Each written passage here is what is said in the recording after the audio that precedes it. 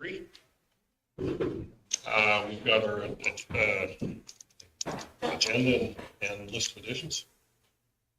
Mr. Chairman, we didn't get a paper agenda, but if nothing's changed, We're going to bring anyone around. I will give you off our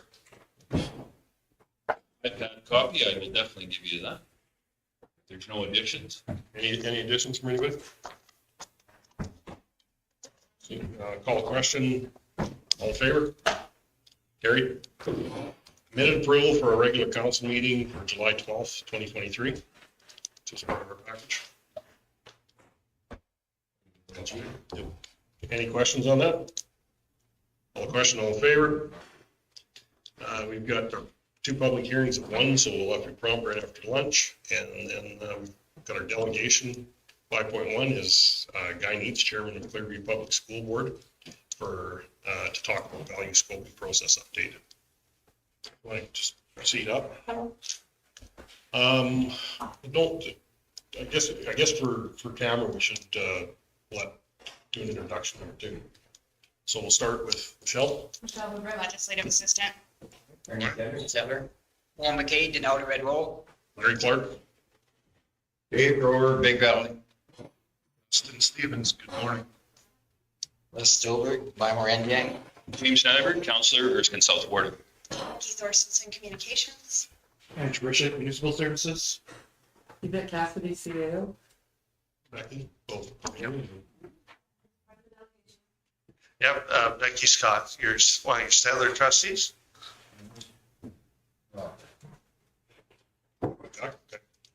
Okay, go ahead, Guy. All right, well, thank you for allowing me a chance to come in and visit with you a little bit. We've been kind of planning to come a little earlier, but this is what it worked. And we've had a very busy spring. And so one of the things that we undertook as part of our 3 and 10-year capital plans was the modernization of the middle school and the Stettler High School complex. And part of that process was the value scoping, which was paid for by the government of Alberta.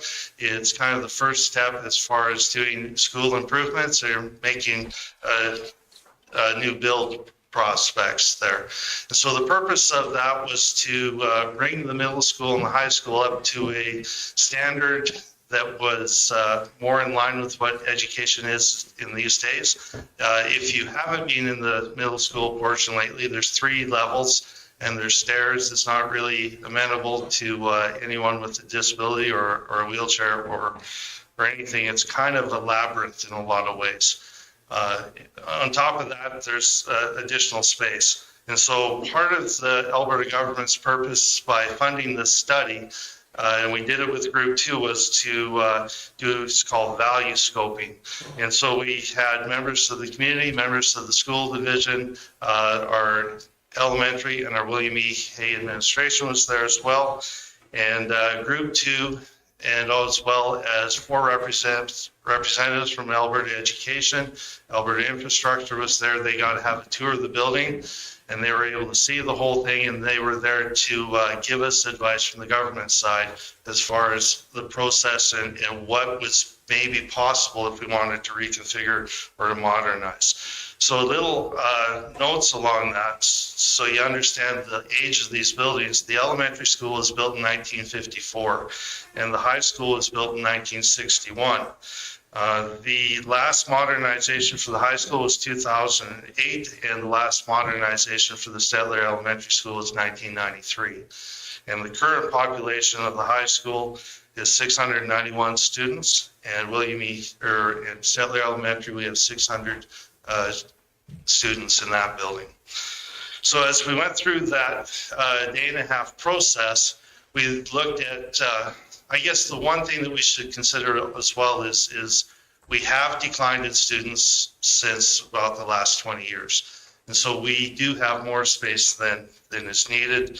That comes into effect as far as budget and facility and infrastructure maintenance costs when we look at some of that. So throughout the process, as we sat down with group 2 is leading it, by the end of the day, we came with a solution that was endorsed, supported by Alberta Infrastructure and Alberta Ed, that if we did anything to the high school, and took out part of the old middle school, that whatever we did would dramatically affect the Stettler Elementary School. And so the proposal that came out of this was that we build a brand new elementary school. And while it's really being built, then we will have a place to keep kids in school. Once that is done, then we start on the modernization of the high school. While the modernization and resizing of the high school is happening, if we need extra space, the kids will be in the old elementary building. And then at the end of this, in between those two builds, we're looking at enlarging the gym space for both facilities. And in the end, the old elementary school will be demolished and probably at least half of the middle school. So that is the proposal that we're working on. That was Alberta Education really encouraged us to go forward. The election threw a kink in it a little bit, so they were a couple months late getting back to us for the next steps.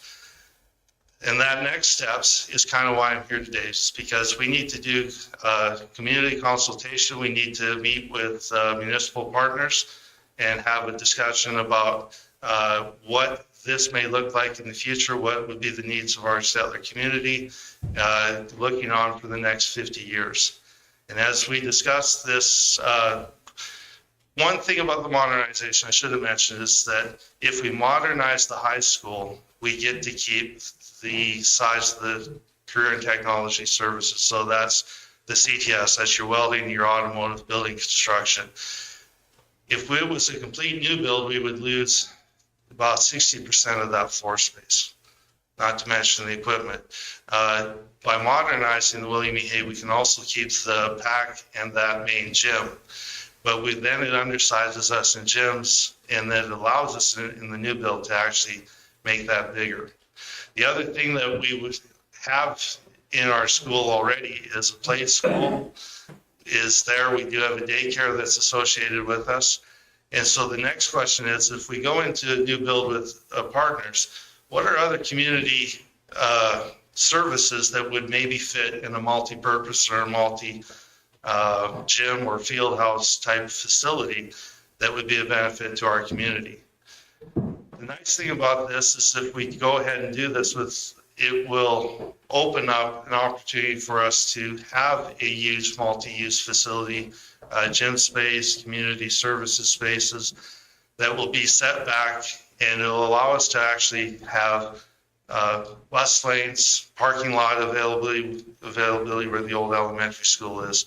And busing right now is a big concern we have around the school as it currently sits. Everything's on the street. It's very, very busy as well. Sorry about that. That's the vet clinic trying to fix some problems we got going on. So my invitation to you is an invitation to you to come to meet with us September 11th through 13th. We're inviting the town as well, so that we can talk about where do we go now, what is our vision for the community, what is our vision for what we'd like to see there, and maybe how we can work together to provide Stettler with something that we haven't seen in the past. This is a unique opportunity in all of our lifetimes to bring something here and put it in place that will outlive all of us. Along with the opportunity becomes, quite a bit of responsibility to find how we can work together and bring something that's going to be more than we currently have. Something that will be a benefit to not just the students and the families in our community, but also the whole community and region. And so with that, I think we covered most of it. If there's any questions. Yes. How much is a rock is the elementary school going to cost? The whole project, the preliminary one that first came out by the Valley Scoping, because they had a company there that does cost analysis, it's about $98 million. They have since adjusted that to $127 million. Now, one thing that comes along with that, there's already an RFP that's been done by the government to do all of the groundwork, all the engineering. That's already taken care of. And so all of that cost would be the 5 to 7 year project of the build that would happen over that time. The one other thing that's being highlighted by Alberta Education as they spoke to us that day is that if we want to add things, we have to understand that there's going to be about 90% of it paid for by the government at this point. So if we wanted to enlarge the gym into a multi-use facility, the cost would be dramatically less than if you were to do it on your own. Because most of that, our benefit is because the gym space we currently have, it allows us to overbuild a gym to equalize their formula for the size of gym that you want. And so whatever else we add to that is going to be minimal compared to if you were to do it on your own. Okay, that elementary would be built just directly west of the existing school, or where would we from? How would time the complex?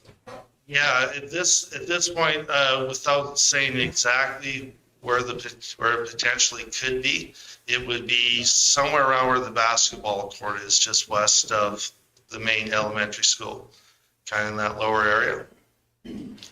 Now, I must say, we're still in the preliminary stage that we need to get another report in by November, because that's when it's going to be presented to the minister. And then in March is when we'll have the first opportunity to hear in the budget if it will be approved. And so that's where the election threw us back a couple months as far as them even getting this second meeting, which we had in August. Actually, about 10 days ago, they had the meeting and said, hey, here's a few of the things you need to get in line. We need the information. And a lot of that is having a good idea what we would like to have in this facility. Councilor Member? I actually have a couple of questions. So is the PAC, like the PAC was done through community funding and stuff. So is it going to be gone, or you talked a little bit about that? Yeah, no, it gets to stay. If we were to actually do a rebuild of the high school, then that would be lost in the footprint. As soon as it was jointly funded through the community, but as soon as it was attached to the school on the property, it becomes part of the infrastructure that the government considers for the school. And you talked about CTS programming. Now, if we do a new build, they get rid of the CTS program? We would be allowed 3 CTS labs, and they would be about half the size of our labs now. That's got to seriously change, because that's the future of rural Alberta is the CTS. And the more they cut that back, I mean, not just for us, but for the entire, province go forward. Without CTS, we're losing some very valuable young men and women that can get the work done. For us, we often think of just the 3 main ones, right? But CTS in our school is also the foods, the cosmetology. We have a TV video production. So all of that has to operate or have a classroom space to work in. So under this proposal, all 6 stay? Yeah. Any expansion on them? Because the welding could use a little bit of an upgrade. You should come in lately. It's really changed we've actually put in about $150,000 in new equipment and barrier and ventilation systems. That was the ventilation was the one that I was. Yeah, and Miranda Shepherd actually was able to get $100,000 just about a year ago. Oh, good. Invested. Councilor Gender? 50 years ago, when I went through the high school, there was quite a group of half a century. One that, like with the industrial arts and all that, it was well taken care of. And then they went through a phase of where they kind of deleted a lot of it. And I find that if I look around the community, there's an awful lot of professions, people that have come out of there that have contributed to society around there. So I find that we should not be going back to any, I'll say, eliminating or reducing any of that at all. It is very important. Yeah, I totally agree. And actually last fall, there was a task force that was tasked with looking at career and education. That report is only partially out. We have the 5 recommendations, but there is a bigger focus from the government now than there was, I would say, even 10 years ago. And so we're re-looking at how do we offer this, how do we fund CTS programming, and how do we get qualified people in to teach it. And so we're hoping to get more information this next couple months about the path forward, but there is a good recognition by the government currently that CTS is really, really important in our education system, and they're taking steps, but as you know, government's a little slow reading reports and implementing reports. So. Mr. Silver? I was wondering how strict is the government on their sizing formula?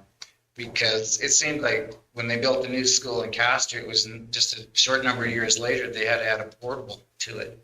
So like, to me, sometimes I think it's a little crazy to spacing too small. It doesn't allow for anything. They have, and I wouldn't know this until we had this meeting in the spring and even the follow-up. The new builds, the new design, which is the last year or two, they have them designed now that it's automatic that you can build onto them. And they would rather you build onto it than put a modular at this point, which is new. And so whatever we do build will have an expansion area already designed and built into it. Councilor Grover? Yeah, no, that was what I was gonna ask, if you build it so that you could build onto. Mr. Needs, so it's 99 to 127 mil, is that just for the, elementary, that's not your upgrade on the high school, right? No, that's complete. So that's, That complete, All- upgrading the high school and everything? yeah, upgrade the high school, do the demolition that's needed, and build the new elementary school.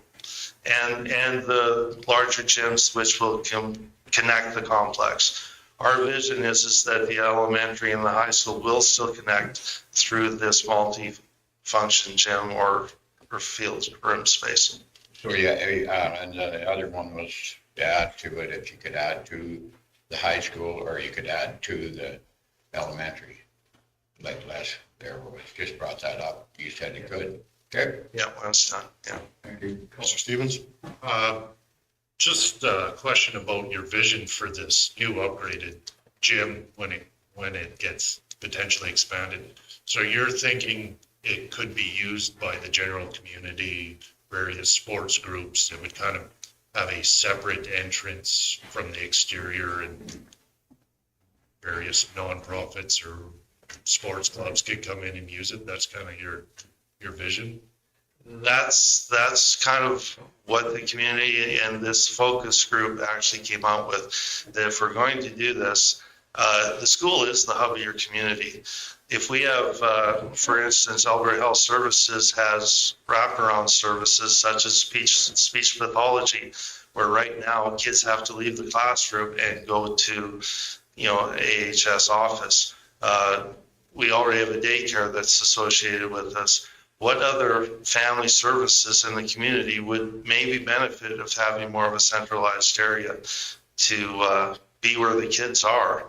And at the same time, if you have a facility like that, why not have use of it throughout the day and into the evenings? Obviously during the school, that's when the majority of the kids' activities were there. But if there's 3 or 4 basketball court room there, and you can corridor things off and have access points, or if there's workout areas or, indoor track is being brought up a lot of the times, such as Olds High School, who's partnered with Olds College. That's what they have.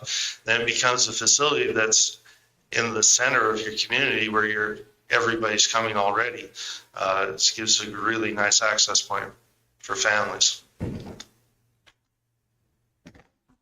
Dusty? Thank you. Mr. Chair, so because we're entering our 2024 budgeting process, wondering if you're expecting this to be totally funded by the province, or if you're looking for a financial commitment from the county? I think we'd have a better answer to that after we have a chance to meet together and see what we would really like. At some point, even from Clearview, it would be my vision that we set aside a little money. I guess the other thing to think of is that if this were to be approved, it's going to be 2 years before we really get shovels in the ground. But we need to know, like I say, by March, pretty much, we need to have an idea of something that we would like to see happen. And then once that is built into architects' plans, engineering plans, then we have an idea what any additions may cost. And so if it's possible, and that's where we go as part of a partnership agreement, then that's certainly open to discussion. Other areas that, or other school divisions that have this, do we have some examples of what the communities did there? Because I think Bashaw is one, isn't it? Yeah, Bashaw was one, yeah. When we have conversation, what potential, like you're talking the walking track and what types of functions could be held at them, and does the floor have to be covered, et cetera, those pieces would all have to be parts of what we'd be talking about. The September 13th or September 11th, those meeting dates, I talked to you about briefly before. Yeah. The fact, one is our council and day, and one is we have a strategic planning, I believe, booked for that. So if we did it, it would have that day. It would have to be later in that day, one of those days, and we'd have to schedule it in, or if we could have it, maybe send you another. Yeah, I mean, we're here to propose the date and have you let us know what's the best, but we'd be available. We could do it in an evening or after meetings, whenever would work. Yeah. We'll talk about it in today's meeting then. Yeah. With an alternate date or because those meetings take a lot of time and a lot of people that we're having. So yeah, we would just like to kind of have this opportunity to sit down and talk sooner than later. Because whatever information comes out of that, we're going to contact an architectural firm right away. Whatever information we do gather, he needs to kind of start working on that. And so we need to have that done by November. And that's a pretty tight time frame. So yeah, sooner the better. Any other questions? No, that's okay. Very good. Thanks for coming in. All right. Thanks. Yeah, and there'll be a lot more information next time. When we get together, you'll get to see a lot more as far as kind of the designs and ideas and thoughts. And if you have any suggestions as far as what community services might look good in a facility like that, that's what we're looking for too. Come with some ideas. All right. Thank you.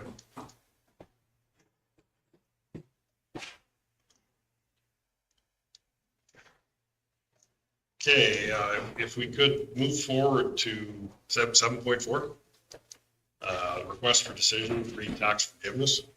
For the other person that came here today, we can move that up so we can discuss that.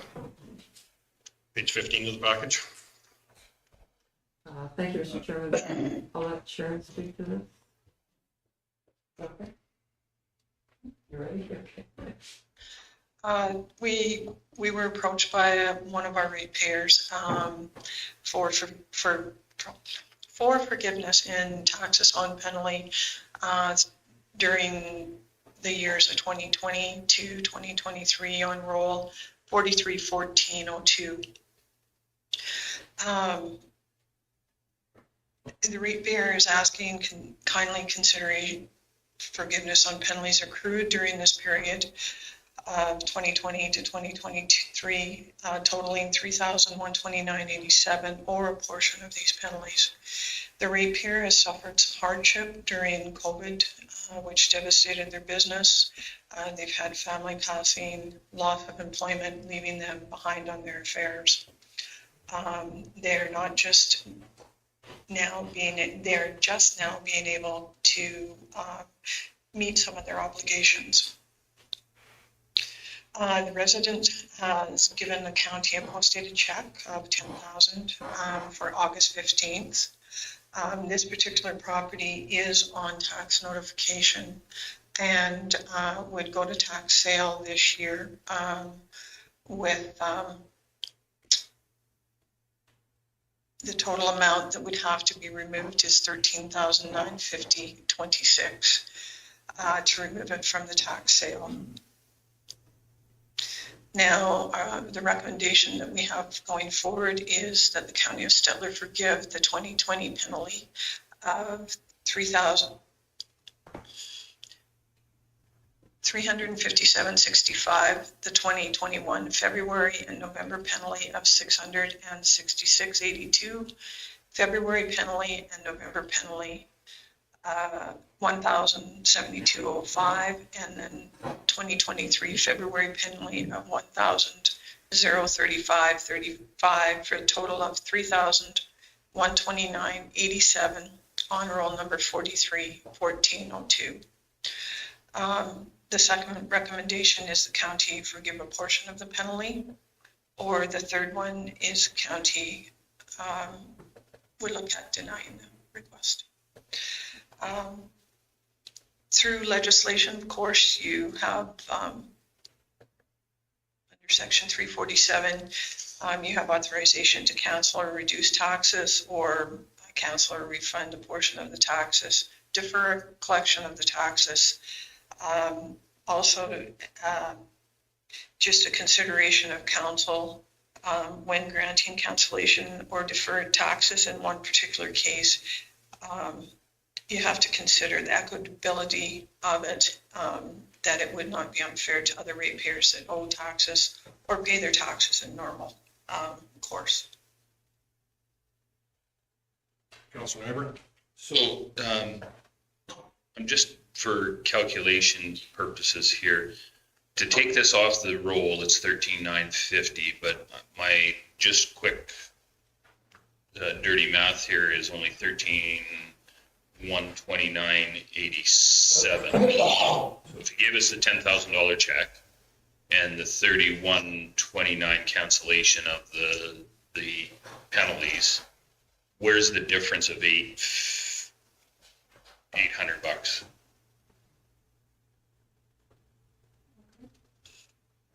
It says here that in order to remove the property from the tax sale, 13,950.26, but the money that we're talking about, the $10,000 post-dated check and the 3,129 do not add up to 13,950. So where are we at here? What's the? We just require an additional payment of $800, I think. Okay. The resident would have to. Yeah, you can speak to it. So at this time, that's all I can put there. The balance by the end of the month is what I can do. Okay. No, I just wanted to make sure our math was correct. That's fair. Yeah. Mr. Chairman, I'd make the motion that we forgive the penalty of $3,129.87 on this tax roll. I mean, we don't ever calculate the penalties as revenue anyways, so it is it's an incentive to get people to pay, and I think this individual is trying hard to make things square with us. We have a number of oil field companies out there that I wish they were trying as hard as this individual, so I'm willing to go down it. I guess I'm very concerned with setting that precedence to the fact that every year we have people that don't make the payment date. And in cases where they missed it by a day and have been in to talk to us, we've charged them the penalty and we've held the penalty. So I worry if that doesn't make us redo our whole tax collection, and how we manage it through the county. I myself would have been more in favor of trying to come up with a way that this penalty could be paid out over time and maybe not accrue interest on it, but that the penalty still be paid. And then, in my opinion, we can still say that your taxes are due the end of October. And if you miss that payment, there's a penalty. The oil companies that we've dealt with, we've been successful dealing with a lot of them, and it's very large dollars on the table. And yes, we've forgiven some of the penalties on that, but in the same sense, it was that part, or in most cases, that part are done. So I'm concerned with what we're doing, and I understand, I feel for the situation, but it, to me, is setting the wrong direction forward. Councilor Gender? Every fall, we go through a strategy plan of where we find out, okay, what our best focus is for funding everything to be going ahead. We then go through deliberation on creating a budget, one of where we're very tight on it, and every year it is getting tighter. And I don't find it really fair that if someone even falls behind, I've been through some hardships in the past and I had to work through it also. But it was one that I do not believe in putting my misfortunes onto the backs of others, because somewhere along the line in there, the county is going to have to come up with those obligations of funding.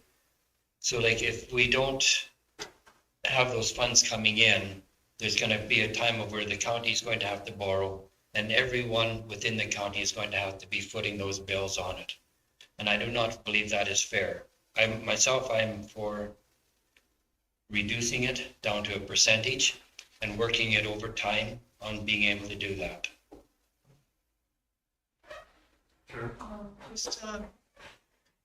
Just to make clarification between the oil companies and a freehold land or deeded land. The oil companies, we don't have the same process with the tax recovery system in place. Opposed to deeded land, we have the tax recovery process in place. Just so you, there is a differential between the two. Councilor Stevens? Another difference between outstanding oil and gas taxes is we're talking about an actual family home. I would like to see some sort of arrangement, whether it's a deferral or forgiving some penalties, because it's a big difference between a potential family home going missing, and the optics of that are just atrocious. Where will this family end up? Are they moving out of our community if an arrangement can't be reached? So I don't think we really have that risk with oil and gas. So it's substantially different. So the one thing I do like about our other arrangements is when we come up with a payment plan arrangement, some sort of tax forgiveness, that any forgiveness that we offer are contingent on making the payments. So it's great that we have someone trying to make this right. Whatever arrangement we come up with should have dates, and if they're met, then the penalties or a portion thereof are forgiven. I would add that to my motion, that this is contingent on the check being cashed and good on August 15th. Mr. Chairman, if I could. Yes. I think the big difference between the oil companies and our general ratepayers is the fact that unfortunately we have a huge hammer with our general ratepayers, and we don't with the oil companies. The oil companies, the province has given them a free ride on this, and they're taking full advantage of it. Not all of them, but the ones that are being not good corporate citizens are taking full advantage of screwing over municipalities. When we have ratepayers that are willing to make it good, we're at 8 days from now, we're going to have our money. The fact that they came in and they talked to us about it, I think is, and we have, unfortunately, we have in the past forgiven tax penalties in very extreme circumstances, and it seems like this one's got some legitimacy to it. Councilor Stevens? Question for staff. So the applicant indicated that this was all the money and that he had at this time to put towards this, and it's not quite reaching the amount owed. So would this catch up, say, year 1 and 2, and then would be deferring the potential auction if it took them some time to make the next that $800 difference? Money always has to be applied to the portion of the debt first. Okay, But there's a small amount, left owing. And I think that we could work with the ratepayer to ensure that that amount gets paid prior to the auction date, which council will be setting today. okay, fair enough. I wanted to make sure that there was some sort of. Councilor Brewer? Yeah, I'm in favor of that, stretching it out till October, pay the full amount. Or cut it in half, and that's what, $500 a month, until taxes are due again. Either one. Thank you. Councilor Stolberg? And if it's easier, you can, there's always the option of a monthly payment plan, so it's not so much if you play that $800 balance over a monthly program, with you, even if your 23 taxes are going forward, all your taxes, if you did it on a monthly program, it's a little easier sometimes too. And I was, may I ask a question to the ratepayer, is what type of business were you in when you run into problems? So I was in the oil industry for about 25 years. Worked rigs for years, then direction road for years. And then we had a farm owned by Galahad, and then got to Stettler and brought some of the equipment we had with us, tractor and baler, and we got involved in baling with a fellow that was custom baling around town. And we acquired a bunch more machinery, mostly a lot of lease equipment, and some of it really wasn't up to snuff. Couldn't do the jobs that we were supposed to do. When you do those jobs, you don't get the good land to go over, you get all the rocks and oils and everything else. And some of that equipment failed. What we didn't know at the time was we could have just not paid those leases, and they could have took that equipment back. And we shouldn't have paid. We should give it back. So that kind of got us in a bind there. And then we let a lot of the equipment go after that point. The partner that we were partnered with left and went to Ontario. Well, called to go to Ontario, so we just up and left, which kind of put us in a pickle too, because we were kind of depending on that as well. And then coming into COVID, it just exacerbated everything. And going through COVID and being sick with it, was no fun, and you couldn't work, and there was no work. Then all the oil field stuff ended, and that was helping finance the farming business. So we had at one time, we had about $1 million worth of machinery we were operating, and doing a lot of custom baling for different people.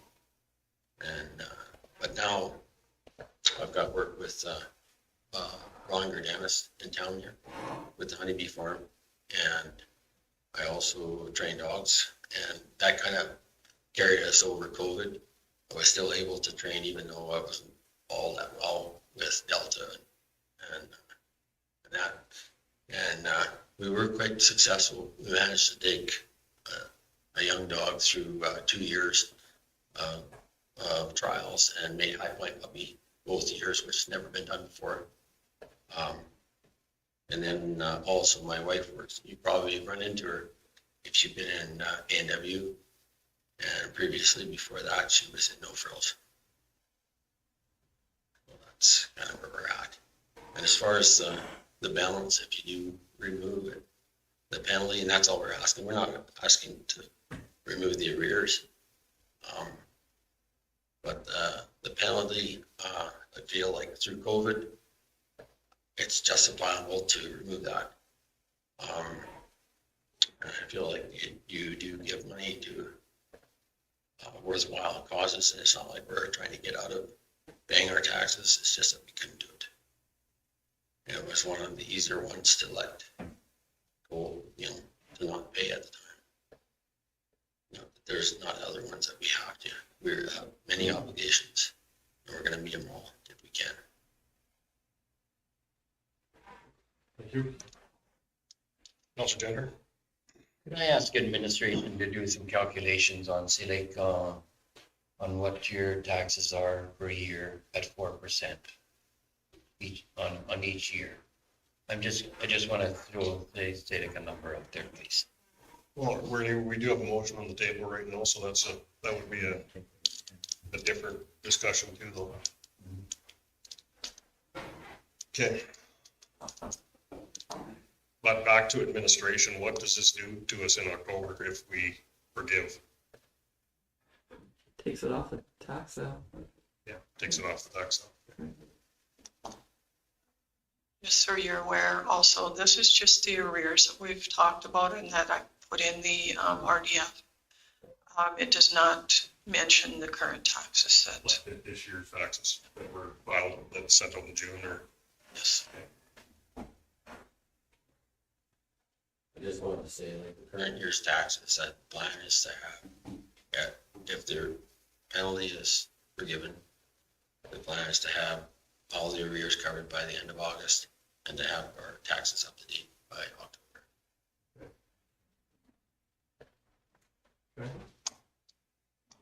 We have a motion on the table.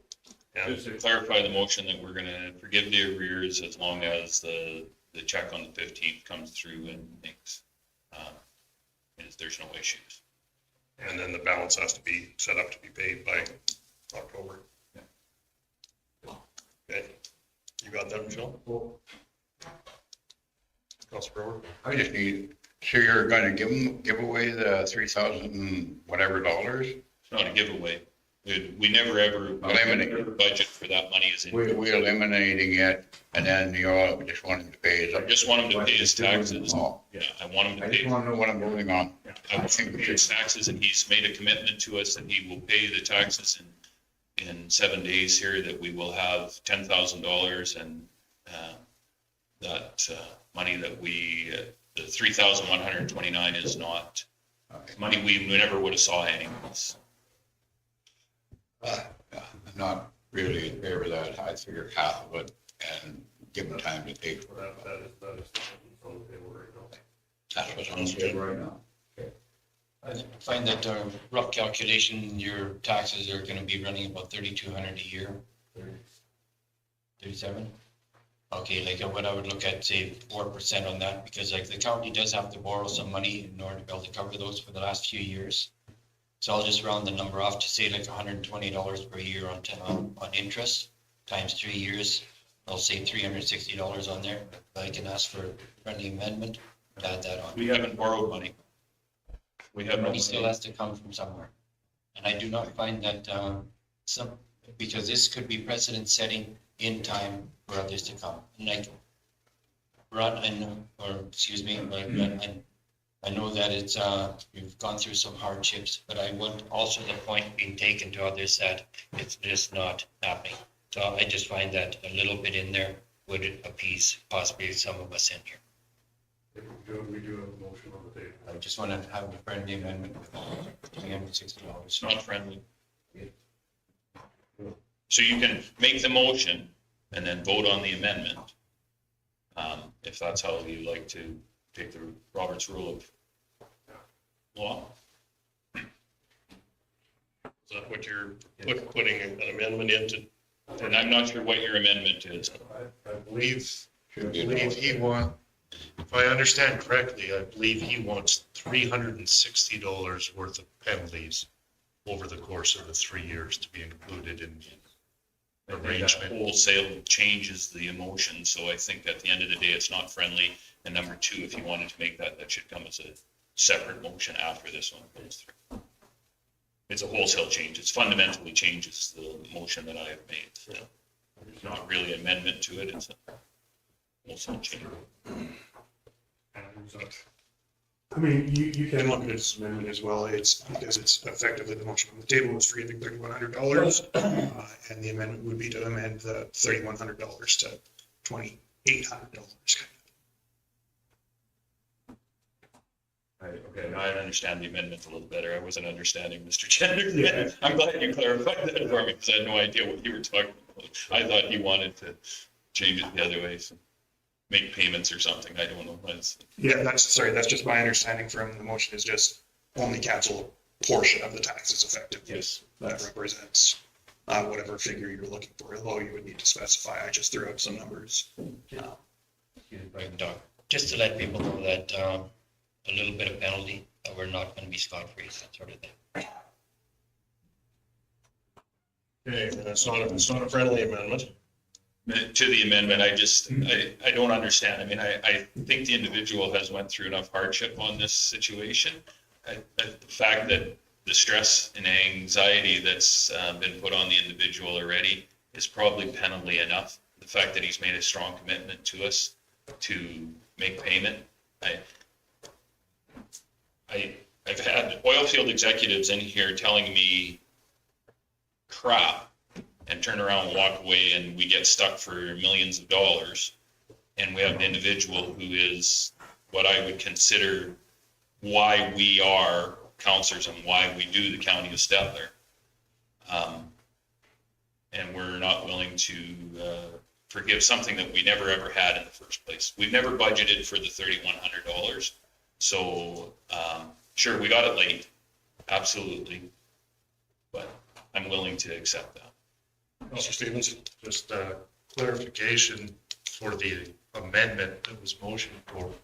So is your amendment that we forgive $2,769.87, which is 360 less than what's shown? Yes. Okay, so in order, Councillor Grover? I can't vote for this to completely forgive it because I think we set a precedence then. I'd be in favor of paying half of it and giving them time to pay it, not forgiving them. That's based on what the motion. That's another amendment to the amendment. That's not an amendment to the amendment. I'm just saying my piece. I have one vote. So how do I proceed forward with this? Do we do it on the amendment? Vote on the amendment? Yeah, any debate on the amendment, any remaining debate on the amendment, and then vote on the amendment, and then if that fails, we go back to the original motion. If it passes, we go back to the amended motion and vote on the amended motion. Okay, so is there any more discussion on that? So you have, Ernie's, do you have that down in place? It would be reducing it to, it's 2769.87, you said? Yeah, so it's option one, but the total penalty forgiven drops down to 2769.87. Yeah. So we'll call that question. You have one more question, Councilor? One more quick question. Are you going to give him time to pay it? Right? Yeah. Because he has committed to like do a check being in hand by the 15th.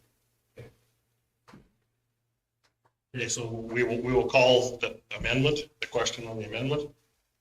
And all in favor? Carried. And now we go to, vote yes on that, or? No, Paul was against it. Paul was against it, That's the part I need. okay, Paul was against it, Councillor Stolberg was against it, and Councillor Nyberg was against it. Councillor McKay.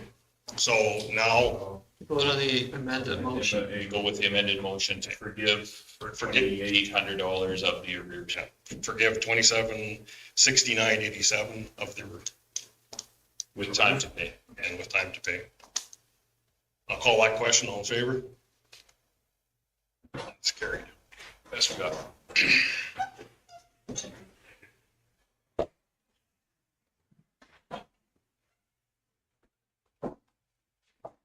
Okay.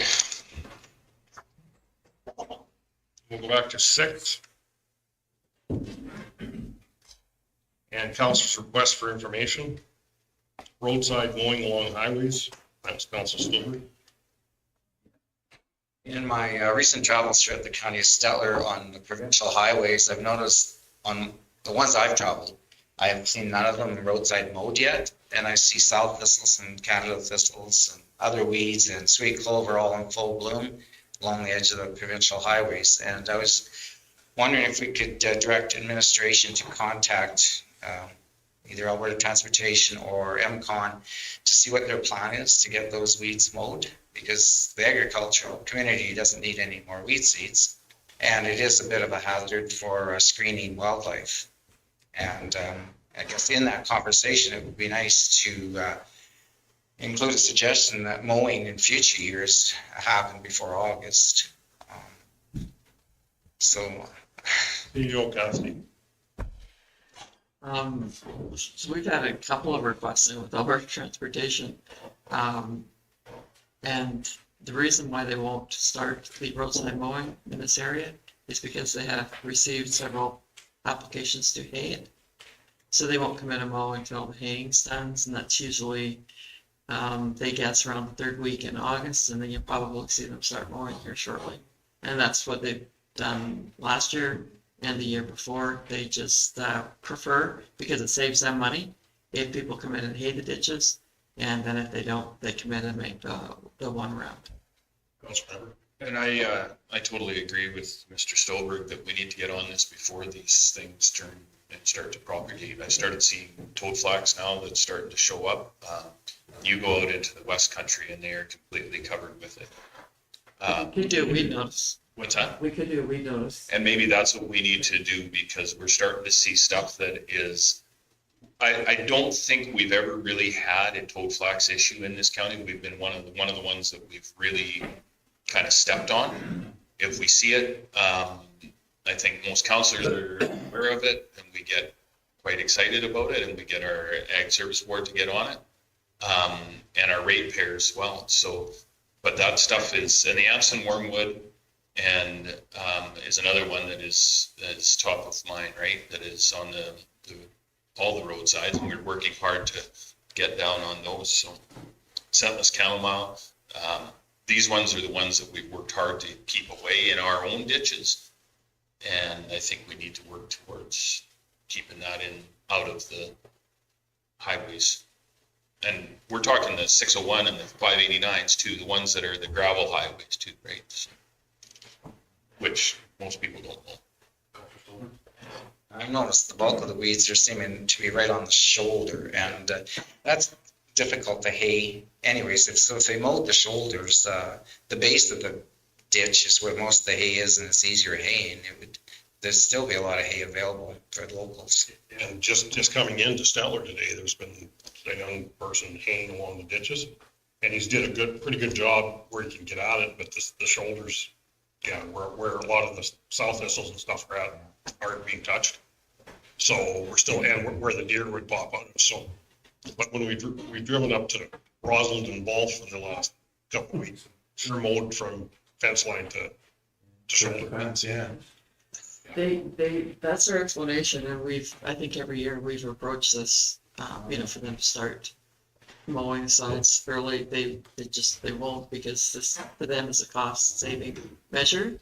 But when we issue a weed notice, they jump.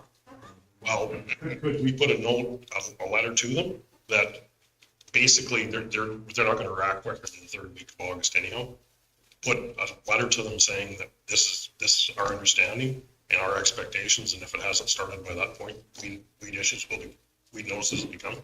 Or you can just or tell your people to get.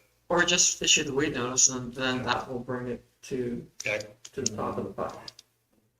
But is it a blanket weed notice then, or do we have to pinpoint where We'd we're have at? to go out and pinpoint the area. We've done it before, and yeah, like they move like bang, but they don't move so. Except for the toad flax right beside Red Bull. Just before the Red Bull Road has been there, and we phoned on it. I phoned personally. That's where I noticed it just the other day. We used to have a terrible, I can't remember what it was called, just out here on Highway 12. But I noticed now they have it. Either it's just being mowed or they haven't seemed to have it under control. So whatever way you would like us to proceed.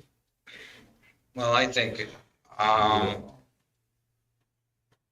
your little owners to weed notices. Do you think it'd be successful just doing the I can No. send an email right now if you Yeah. want. I think that maybe should be our first step, is to send a strongly worded letter that these weeds have to be brought under control immediately, or a weed notice will be issued. That's our warning, I agree. Council Kendrick and Council Crowley. Are they on a rotation about every 3 years? I'd heard one time every 3 years that they do fence line to control the road up to the fence line. They, because of budget cuts, and this would have been Hit and miss. when peak government was still in power, they went from 2 times a year to 1, and they haven't budged from it. And they give you a choice. Basically, they'll do it early, or they do it late. We chose the late, because then it takes it down for winter. And especially in the fall when the deer and livestock are running. So, yeah, they wait for the hay Licenses or applications to be finished and then they come in. And I agree, like they could come in, mow the sides of the ditches and leave the rest for hay, but they won't. They'll just come in one time. But in the county, they typically don't do more than one pass, do they? Or do they? I think it depends where the road is. Like you see it out on Highway 12, they'll mow all the way down underneath the overpass that are good. But Along the secondary highways, one pass.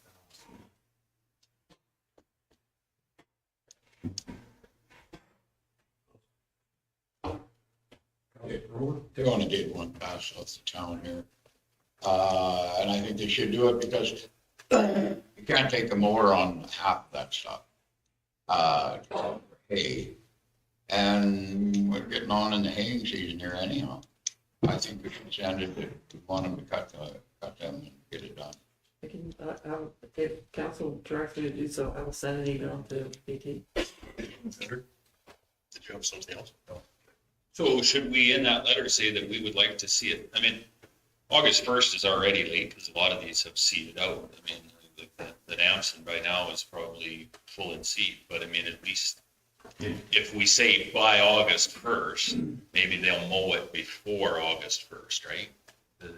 If they mowed it 2 weeks ago, then it would have been, we wouldn't have the seed propagation. And that's what I'm worried about. I mean, we're not going to stop all the weeds, but we can stop the seed propagation. Well, when you see how they're doing it in County Camerals, even on the secondary, I don't know what number that is, but south of Roslyn gravel that ties into the county of Stettler, it's mowed right to the county line and then. Because their MLA is not a farmer. Please clarify for the motion if we need to have the August 1st deadline in there. We haven't got a motion yet. We haven't got there yet. I That's was what, gonna say August 1st. that's So I know, that's what we're Make discussing. a motion to send the letter, but you mean in future, August 1st? Because that's passed for this year. Yeah, Can't no, but expect. that's what I would like, I'd like to see us say that we put a date, whatever that date is that we say that date is, right? We expect these to be mowed by a certain date where we will start sending weed notices. And if it doesn't get done immediately, we will send them a weed notice. And in future years, we would appreciate if you could look at moving your data. I think that add that to my motion, then in future years to move it to August 1st. Most guys, you could mow, you'd do the ditch before you do your regular hayland, wouldn't you? I think so. You wreck all your equipment in the hay, in the ditches so that when it makes it feel better when you're running over the molehills in your own farm. That's very expensive. It is very expensive hay. Only takes one tire to make it very expensive hay. Okay, so we have a motion on the table. Any other questions on that? Call the question, all in favor? Carried. Okay, and then we have 6.2 drought feed subsidies, Councilor Spielberg. Yeah, this came from a call from a ratepayer that with this feed shortage this year, feed prices have been inflated, and he was just wondering if I guess the provincial government, or if there was a program for feed subsidies to help with that, or else I talked to him twice. The second time, he was also wondering if perhaps instead of a subsidy, a transportation is subsidy. So I think the county has already approached the government on transportation one. And I was just wondering, is there any, have we had any feedback from the government on that one? Thank you, Mr. Chair. So they have instituted the Ag Stability Program. I'm not that familiar with it. I started reading it the other day. And even if you have to sign up for it, I think by April. If you haven't, they've extended the deadline. But I think what a lot of people are after is the Ag Recovery Program, which is so much ahead, which they did the last time we were in trouble. And a lot of producers capitalized on it, and it all went to feed or transportation. So I think that's what they're looking for. But so far, we've received no notification that they've instituted it. Because I can sort of see the problem if the government offered a $20 a ton feed subsidy or 40 or 50 or whatever, the price of feed would go up. The price of the subsidy. A ton. Yeah, so, but in transportation, maybe it might work a little better because they have pretty much standard rates for hauling and mileage and all that, but it would be nice because a lot of feed's gonna probably have to be moved into the area. It would be nice to have some sort of assistance on that one. But we've been in contact, I think, with our provincial counterparts on this already, but it might not hurt to do the follow-up to see if they've added any programs. So Ag Stability is similar to all the programs we had in the past, where you're The accessibility, I think that's the one where they guarantee prices for calves or lambs or piglets or whatever. And I know a lot of interest on loans, things like that. And so it keeps you kind of at a stable as you go through your farming career. But the Ag Recovery is when they paid so much ahead, what was it, by December 1st, and then another so much ahead by February. And it was really well utilized. And it could either be used for transportation, for water, which a lot of people are going through right now, or feed. Yeah, they did that a few years ago, and I didn't get in. I think we were all in that same boat because we didn't get in because the deadline came like the 15th, and out of anybody that should know, it should have been us, but it came in the 15th, and a bunch of us missed it. And then, but on that one, you could have added it to your second application and get it all in the second. yeah. And they paid it out to some of my neighbors. Related, we got some paperwork here on granting for water tie-ins. Are we sending out the same information to those making requests right now? Actually, they brought it to us. Oh. And then we researched it and was able to get more information. Oh, okay. So yeah, they're Because I know we have two hookups directly for watering. right. I think now that Sharon's pulled the entire application and Michelle pulled another one Yeah. for drought assistance, we'll probably get Nikki to stick them on the webpage. Can we try to find some dates on them?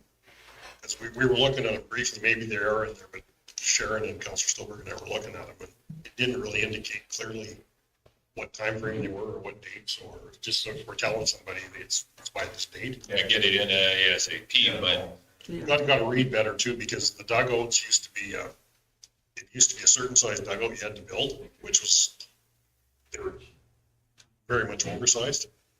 Well, the first one that we did, or we kind of put out, they won't help you financially, but they'll open up the door for you to access.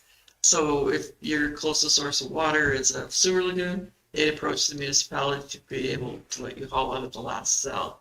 If it's municipal water, like a pipeline or a truck fill, they would help you get access to that truck fill. The river, if you were in close proximity, they may give you a license. If you had to drill a water well, they would expedite your water license, but that's all they'll do. They won't offer any financial assistance. They won't what? Offer any financial assistance. Oh, I thought they did in this one here. This one they do, but the first one that we brought you, they just help you access additional water sources.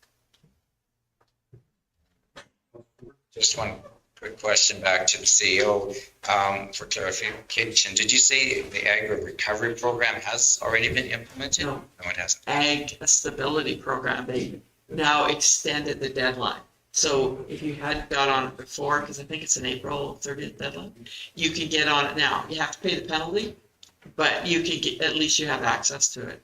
It's the ag recovery program that I think producers are looking for. Yeah, I would like to, Mr. Chairman, I'd like to make the motion that the County of Stettler write a letter to our MLA and Minister of Agriculture encouraging the ag recovery program to be implemented, because that one's going to help everyone with the increased feed costs, the increased transportation, the water hauling, and all the expenses that this drought is causing. That one will help them the most. So I'd like to see that we strongly urge the government to implement that again.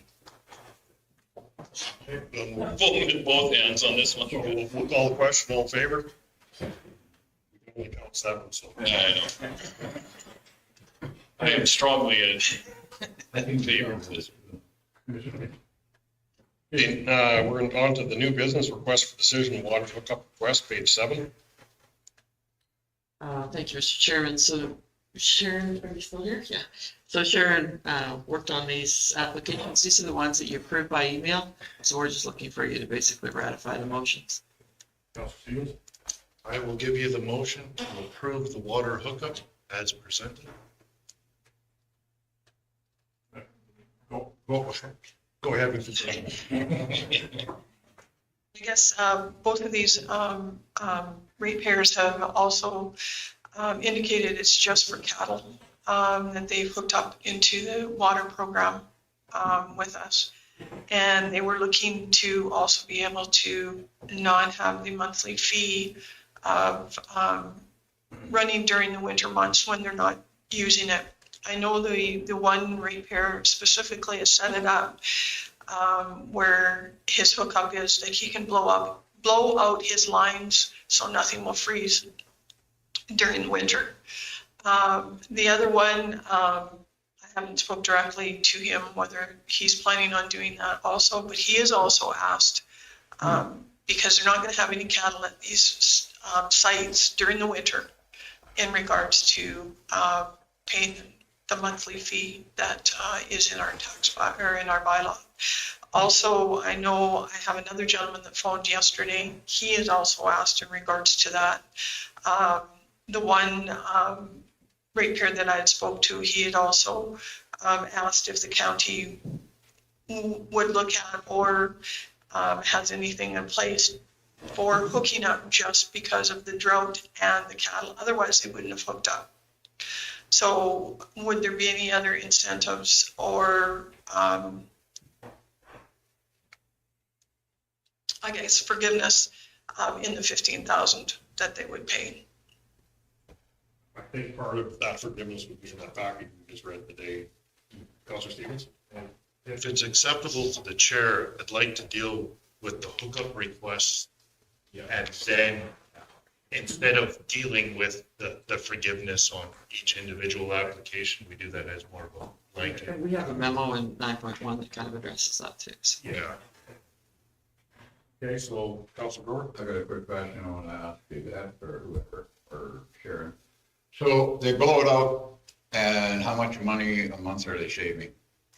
I have no earthly idea. Well, they're saving The cost of the water plus the $22 a month administration fee. So $22 a month when they're not using it. times 6 to 8 months. If I have a house hooked up and I don't use it, I can do the same thing. So we have a lot of Mine- hookups and unhookups at the lake, right? Because people use it seasonally. So they come in and I would imagine they, especially depending on what type of dwelling they're in, they would probably have to blow their lines out or winterize them. But they, they'll unhook it and they'll pay $50 to have it unhooked. So then they don't pay the monthly administration fee. They are, at the lake, they are still paying the I thought it was monthly. just Buffalo Sands and Buffalo View Estates. That's the only place we get water.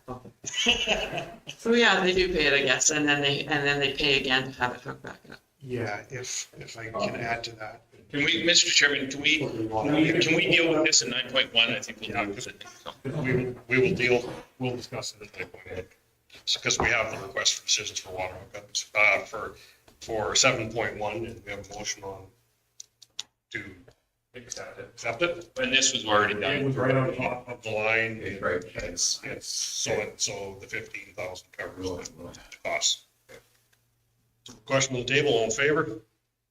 Carried. 7.2, request for decision to water hookup request. Same thing you saw online. This one was on the, we didn't have to bore it, this one was on the actual. On the south side of the We just dug it in to where they, and then they took it to where they want to place the water. I'll give you the motion on this one to approve as presented. Questions? Call the question, all in favor? That is carried. Chairman, it's 9.1 we're going to talk about. Yeah, 9.1 we're going to talk about. It's just 7 point, we'll carry on. Yeah, fair enough. 7.2 or 7.3 request for decision, tax sale date 2023. Sure. Here, if we have a tax sale, each year we come to you and request a date for the tax sale. With all of our deadlines and requirements through the Tax Recovery Act for advertising in the Alberta Gazette, etc., we're looking at December 7th at the administration building here at 9 a.m. And we will be advertising in the Alberta Gazette on September 15th for our tax sale. And then there will be letters and go out to the ratepayer, and also any of the interests that are on the title will go out in November to their correspondence, for the correspondence. Thank you. Councilor Silver? I'll make the motion that the County of Stettler set the date for the 2023 tax sale as December 7th, 2023 at 9 a.m. at the county administration. Any questions on that? Call the question, all in favor? And that's carried. Okay, unfinished business, rural fire update. Yeah, I can give a brief update. We're, lots of the stuff now that is pending is just stuff that's on order. That includes the air compressor and field station for Denalda and Big Valley. Some various Denalda equipment that we're still waiting. Of course, supply chain is always a challenge for everybody right now. And then Denalda, they responded to their very first call on Monday. So we are out, we are working, and you know, we can finally officially consider that hall open again. So that's really exciting news. Really proud of the guys that are up there. A good turnout on Monday? I haven't seen the reports yet. I gotta get back to Ben on them, but maybe Paul knows. I missed the call, but I do have a pager. Anyhow, some sad news. We did lose one firefighter in the last week and a half, passed away from a heart condition, and he was only 41. I was just told yesterday we may be losing 5 more. Okay. It's politics, and they're from the Denalda colony, the 5 that come from that. We may lose them. So that was just told to me yesterday, so I don't know. We'll find out tonight at fire practice. And just to let you know, I did bring in my fire equipment so everybody can have a look at it if they so wish to, but it's the gear that we bought. Use the coats. They're not the big bunker gear, but This is what we would call just wildland gear. yeah, they suffice. So that's the coats. And I've got it all. These aren't my pants. These are actually Fire Chief Ben Weeds's because mine, they can't get Small enough one? so he's borrowing them to me because he comes out of Stettler. So those are the pants. I don't have that problem. The boots. So we all do have boots now.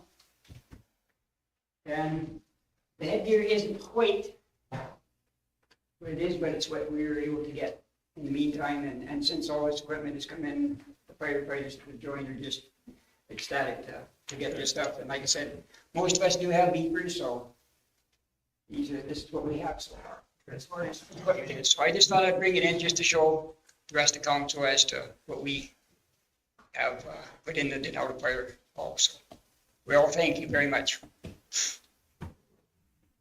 And from the member issue, are we gonna have a discussion with those members if they leave, or? We certainly can. I'll touch base with the stew chief that means out there. But yeah, well, I'm sure we'll get a little bit more information tomorrow. They have their regular practice nights on Wednesday nights, so I should say tonight. I'll be able to touch base with Ben later this week and see. Fortunately, we do still have and we do expect to lose firefighters in general. With every new recruit class, we lose a bunch. But we seem to be retaining a higher than normal percentage. So even if we end up with 12 at the end of it, that's kind of where we want to be. And then we'll do another recruitment drive either late fall or early next year. And just continue with annual recruitment drives. But the group that's talking about leaving was very active throughout these conversations, so I'm just. Yeah, some of them definitely for sure. And we'll work with them as best we can, but. Councilor Niver? So I noticed on the repair concern line that there was an issue with the Bymore or Indiana Hall. Did we get that solved? There's some tin lifting or something. Good. I never saw the follow-up, so I just. Not quite resolved, but it's in the process of being resolved, so. Fair enough. Ten's lifted on the side of it, an email went out, went of it, and Doug's currently looking into it just now. Fair enough. Good enough. No, just making sure that we're on top of that. Councilor Gender? I just noticed that on the expense side, might as well ask the question now instead of later. But on Bymore, there was about $15,000 worth of repairs done to the building. Yeah. Yeah, they went in and cleaned it up and repaired it, and we bought them a washer and dryer so they keep their bunker gear clean.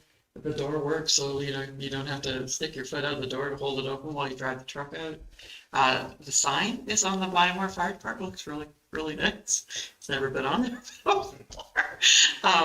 Yeah, the hall is, I've heard nothing but compliments about how great the hall looks, and from the outside and the inside.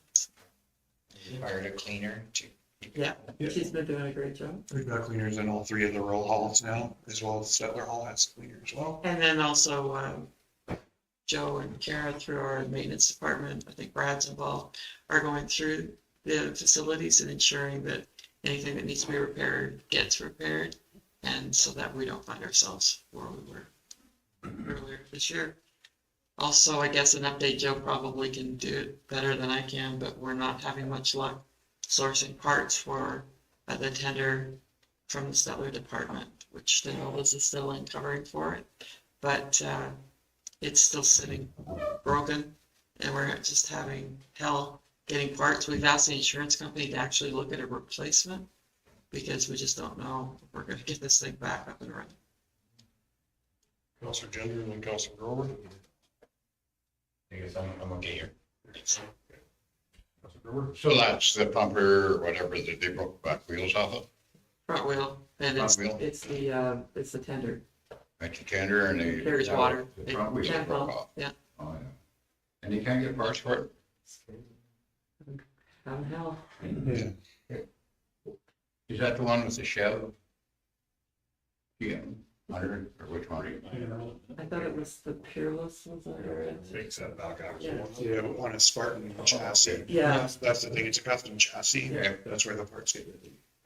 All right, thank you. Do we have other trucks in the fleet where we would be having this same issue? Like, is this something we need to start looking at in all of our purchases moving forward? How readily available? Yeah. Yes. Totally. This one is a little different because it does seat 6. It's got a huge over cap on it. No, It's the only one in North America, by the way. No, I will point out, Spartan chassis are pretty common in Alberta. Spartan and Guardian chassis. That Rosenbauer Pierce both push them. They're the classic fire truck look that you see in the cities and everything. But there is definitely quite an advantage to going with, an international chassis or a Kenworth chassis. I don't question the options or the capabilities of this particular machine, but if we're a year at a go or more for repairs, I do question the value of it at that point. Yeah, so basically all of our apparatus out of Stettler, aside from the brush, basically our heavy apparatus out of Stettler are all Spartan or Gladiator chassis generally.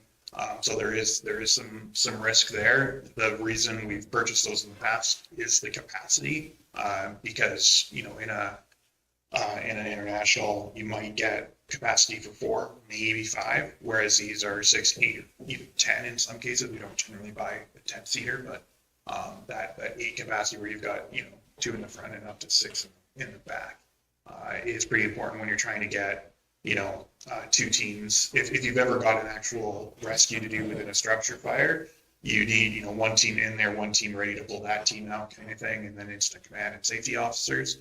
So with fitting all of those into the engine, that's kind of where you want to be. I don't think we should worry about how many people you get on the pumper truck, anyhow, 1 person or 2 people. I think we should buy something that we can get parts for.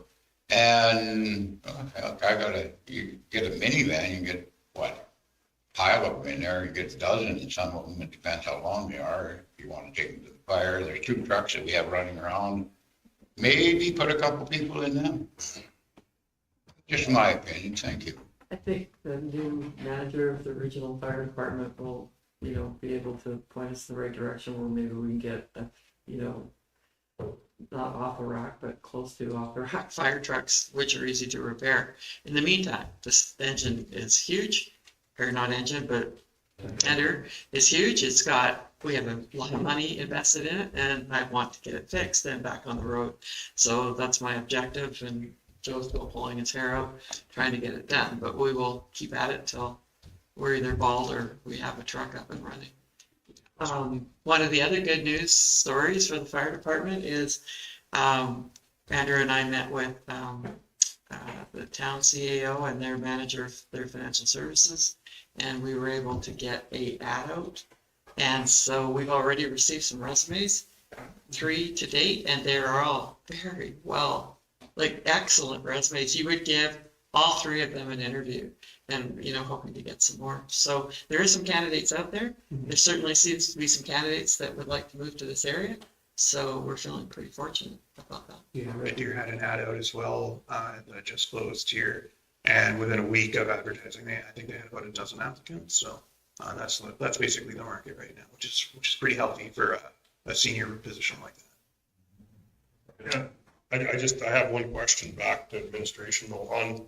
Has it been made very clear to everybody on the fire department that these tenders do not go off-roading?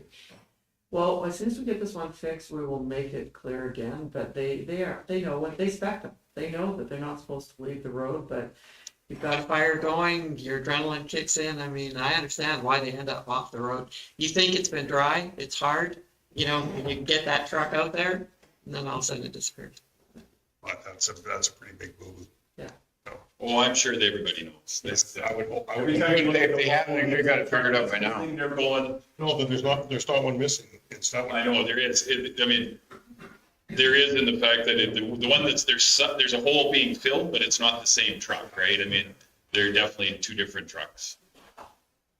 Councilor Stevens? Now that we're getting positive feedback on our, with the resumes, how long do we anticipate leaving that open for applicants? We talked about the end of August, basically. I've committed that we will start our financial review of the previous contract with the town by September 1. And we will continue to move forward on the new agreement. Sorry. We'll continue to move forward on the new agreement. And I'm hoping, really, I'd love to have this guy in place by October 1st. Okay. Councilor Everett? So I did scan the ad fairly quickly when it was sent out, but is it possible that one of these individuals that you have could be our county chief as well? Is that kind of where we're looking at? They're really well trained. Yes. So I'm just wondering, what I'm wondering is, are they too well trained for the position of our second place? I think so. I mean, they've all said that they would be very interested in it, all 3 of them, but they are very, very well trained. Yeah, so we've included in the advertisement to make sure that applicants to this position or applicants looking at this position are aware that the next position, the county fire chief, is coming out as well. So there may be some guys that are a little bit more reserved and don't want this kind of responsibility, or don't have the qualifications for it, that might be waiting for that as well.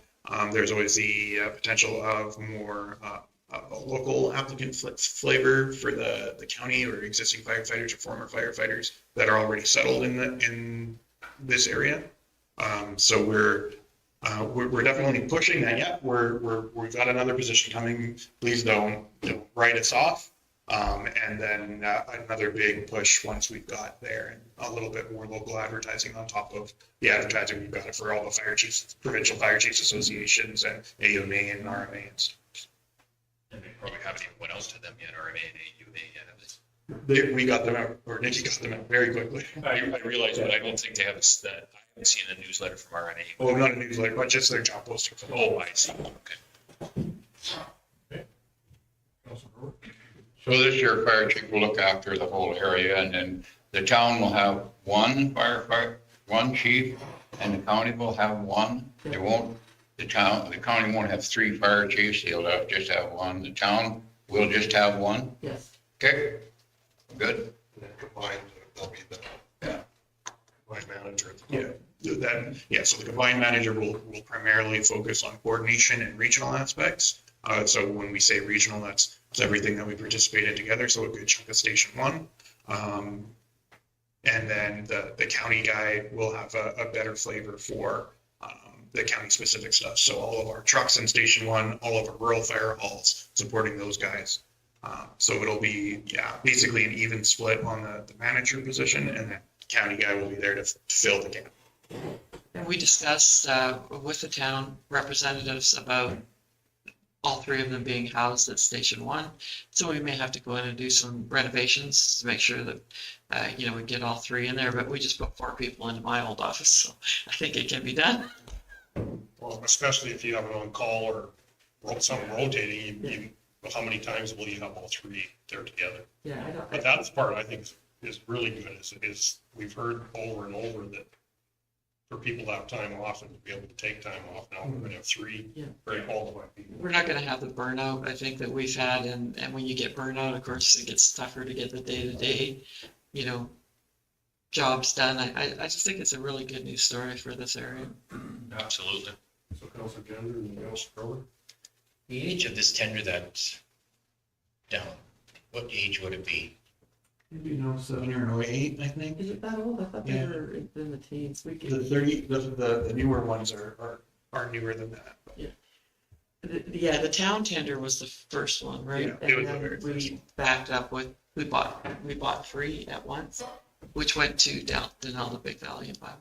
The reason I ask is that, okay, are we looking for new parts or can we look at used parts? I think we're looking at anything.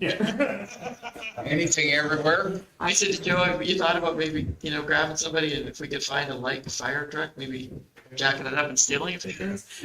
Yeah, I'm willing to run, if I see the same chassis on the road, I'm willing to run it off the road and take the scraps, like. We're getting to that desperate point. So yes, we have looked at used. Drive it into the left ditch. Yeah. We've looked at new, we've looked at kind of any alternative that's out there. Everything short of a Flintstone style axle was on the table. That's on there, yeah. Yeah, from a communication aspect, that's really good to have. We're serious. That's what he's trying to say. is We're serious about this. So can I get Councilor Gender? I'm just kind of wondering, like, west of Camrose, there's On Track. Like, they dismantle and they should have an awful lot of contacts. I'm just wondering. Well, actually, I sit on a volunteer board with the president of On Track, and I did say to her, I'm desperate. What do you got? And she goes, nothing. Blew it all day. Yeah. We've looked at the used market then, truck wreckers all over, there's lots of them. We've looked, we put it out there, we put it out on the other one, and you get nothing.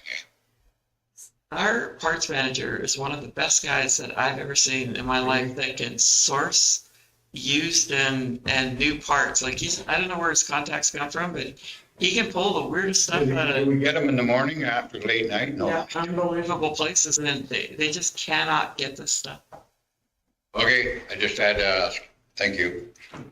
Counselor, Unless you got a question, I was gonna receive. Same thing. Last name, take. Counselor Stover? I'll move that the rural fire update we received for information.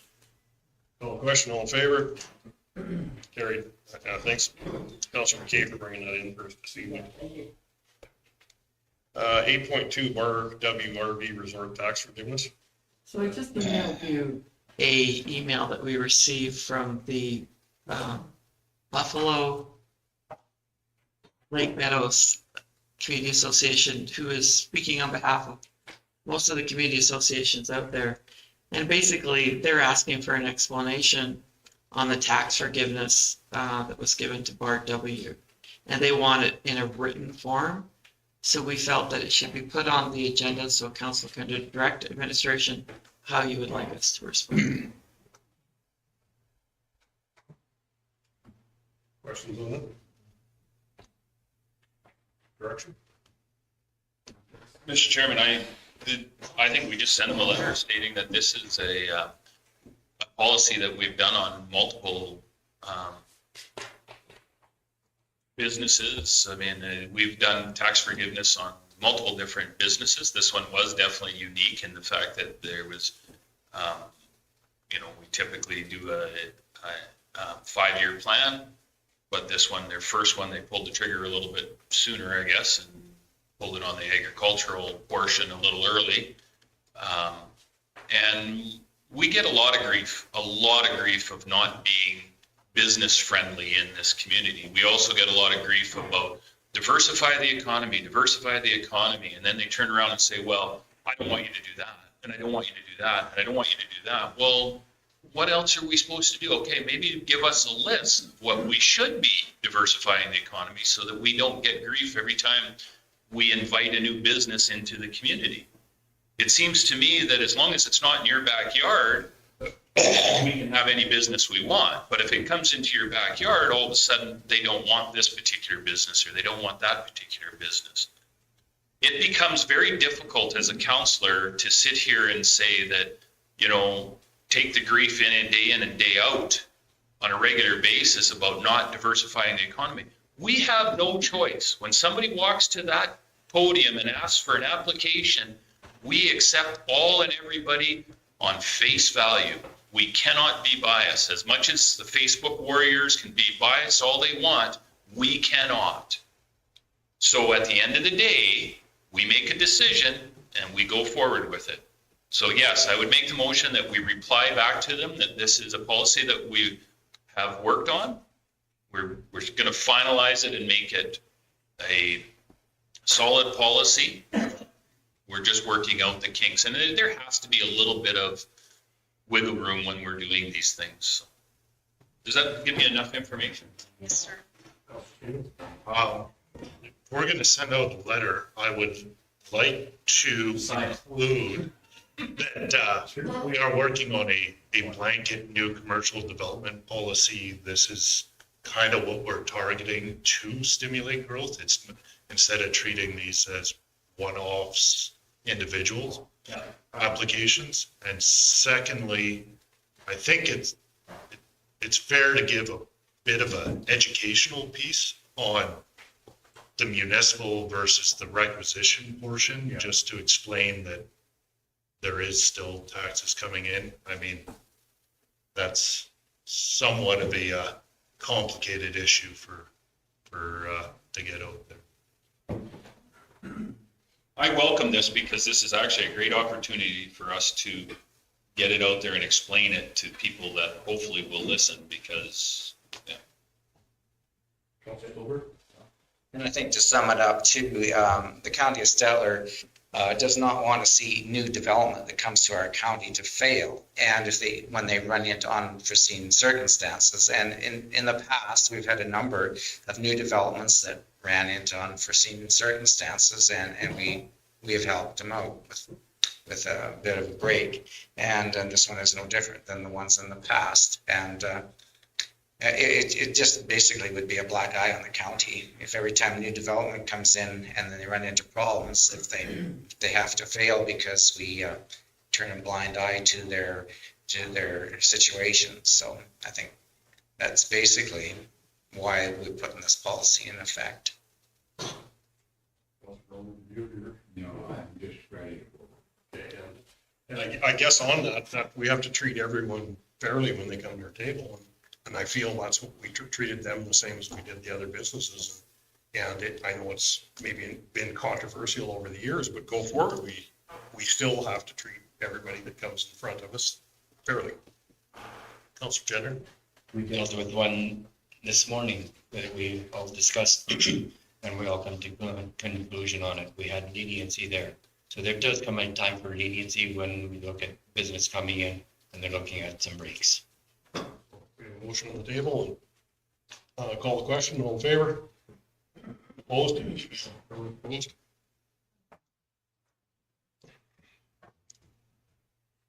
Okay, agenda items 9.1 agricultural drought assistance, page 18 package. Thank you, Mr. Chairman. So I did have a bit of a memo kind of reflecting on the bylaw and the fee that we were charging and how we're currently doing things so that council could have a discussion. This was initiated by ratepayers who have, paid to hook up to the rural water to water livestock. And if I can just add one point, the existing flat fee, of course, we implemented long prior to us having a more rural style distribution system. Typically, those fees are considered to cover the costs that you incur regardless of how much water is being used in heating and all the utilities for your pumping stations and your reservoirs. It gets a little bit different in the ag scenario where we've sort of decentralized those and offloaded them to the individual's home or their land where they have to maintain their own cistern or their own way of storing the water and their own pressure tanks and things like that. So there is a potential here to consider that there are some differences between the scenarios as to what we had implemented it for originally versus what we consider or what we're being asked to consider now.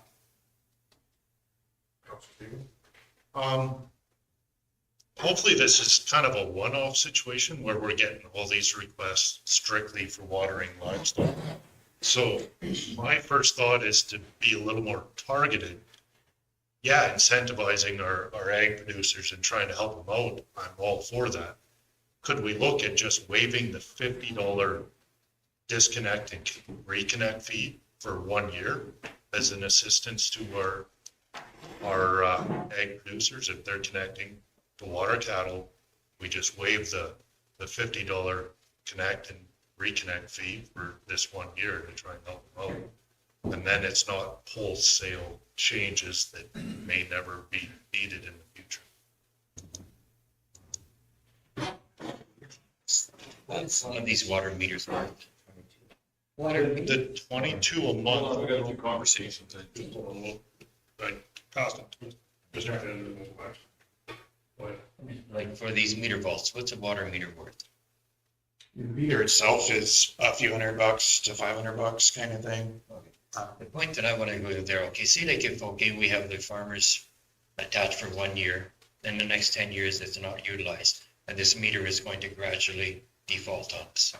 So eventually we're going to have to replace this meter. And if these farmers or landowners are not going to be utilizing this meter, eventually we will have to replace it at whose cost? So I can actually speak to that a little bit. That disconnect fee and reconnect fee typically physically removes the meter. And when we do that, we put it back into stock. So we have the ability to, if a landowner is not reconnecting in the spring because, we had a nice wet spring or a lot of snowpack, then we still have the ability to redeploy that meter elsewhere. And it would defer us having to buy new ones where we see other wear and tear. The $22 a month fee is if you're using.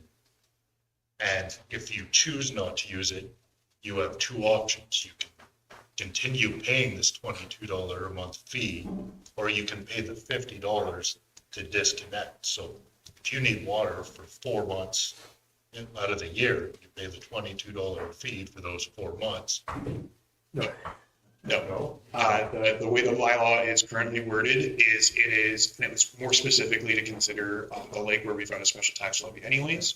That $22 a month, once you've connected to the system, regardless of the pulling the meter out or not, you're paying that $22 a month. So that's what the ratepayers are currently required to move to what you were describing, where I only have to pay the $22 a month when it's connected. And so that's where that differentiation between the residential system, where we're still paying for the pumps and the power and the electricity and the heat for our pumps and reservoirs, versus the rural system where we've offloaded those to the rural residents. And that's where we can see there is a differentiation. But Buffalo Sands and Buffalo View Estates, the special tax levy is because they're not a full build out, but they're getting close.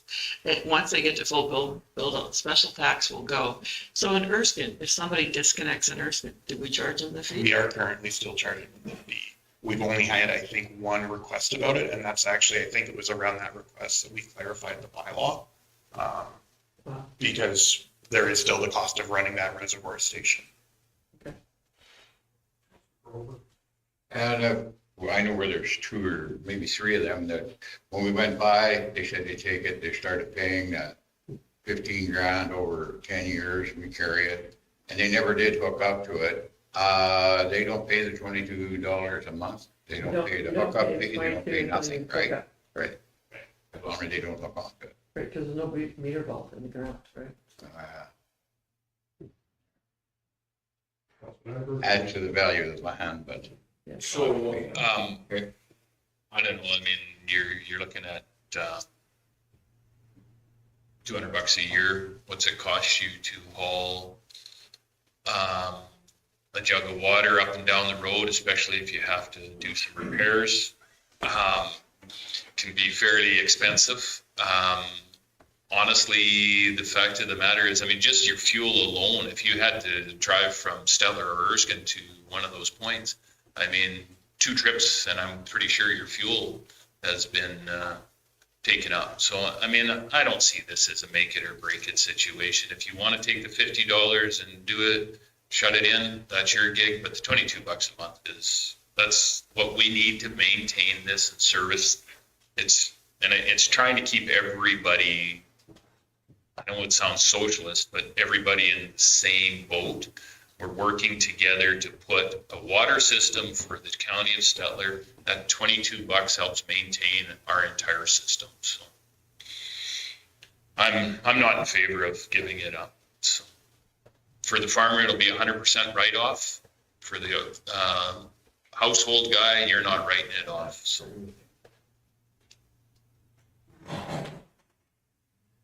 Did anybody else have their hand? Councilor Sternberg, you had yours up, didn't you? Well, I did, but I was just gonna say, like, I definitely would not waive the hookup fee because that requires, or disconnected hookup fees, because that requires, you know, our employees to physically drive to the site and stuff, so that one I would not be so much in favor of either. Yeah. I do know from being the chair of a co-op before, we had to charge that because that was part of our like monthly recovery to cover off on everything else that had to be done. And to have tested water and with that fee, you have water right there ready to turn. You know, that's the part of it. And they're very fortunate they're on that line right now. And it is a rewrite of our whole bylaw or policy or bylaw. Mr. Chairman, I'd make the motion. We received this for information. We've discussed it, and I don't think nothing's changed. And I'm not seeing that anyways. Unless anybody else has something different. I know Mr. Stevens said that it suggested on the 50, but I don't feel that's. And with that, if the meter stays there for them to use it, like they do have that choice to remove the meter or to have it shut in so it's isolated back to that point so nothing can freeze. Because, you know, it is up to them to ensure that our meter doesn't freeze too. Yeah, the benefit of the ag side of things is that the meter is in a meter vault, so it's, you know, we've got it protected against freezing for the most part there. It's the disconnect and reconnect when you're still paying $22. That's really useful for cabins at the lake that don't heat their homes over the winter time, and so that the meter does actually physically have to be removed. So does that motion that we have work to answer this today? Well, Nothing changes. I don't think, I think the only motion we have is just to receive. And not change. Nothing changes. And so, I mean, that was a request that we had to change this, so as long as that covers what we need, I just. We told the landowners we would let them know, but that we would bring it forward for your discussion. Oh, so we have that motion on the table. I will call a question, all in favor? That is carried. 9.2, 6-month financial review. So not sure if we have a PowerPoint presentation ready. Not sure if you want to tackle it now or do you want to tackle it after lunch? Might be tight to try and tackle it in 10 minutes. Okay, so that would move us then to, 10.3. and does Greg have to be in for that? Actually might be rich, to be honest. We'll find them. Yeah, the other two are after. Or we could move on to the reports if you want to do them. Yeah, that might be better than work, because the planning development will be here in the afternoon anyways. Okay, so we'll move on to the reports. 11.1, Chief Administrative Officer's Report. What page are we going to? Sorry. That would be page 36. Thank you.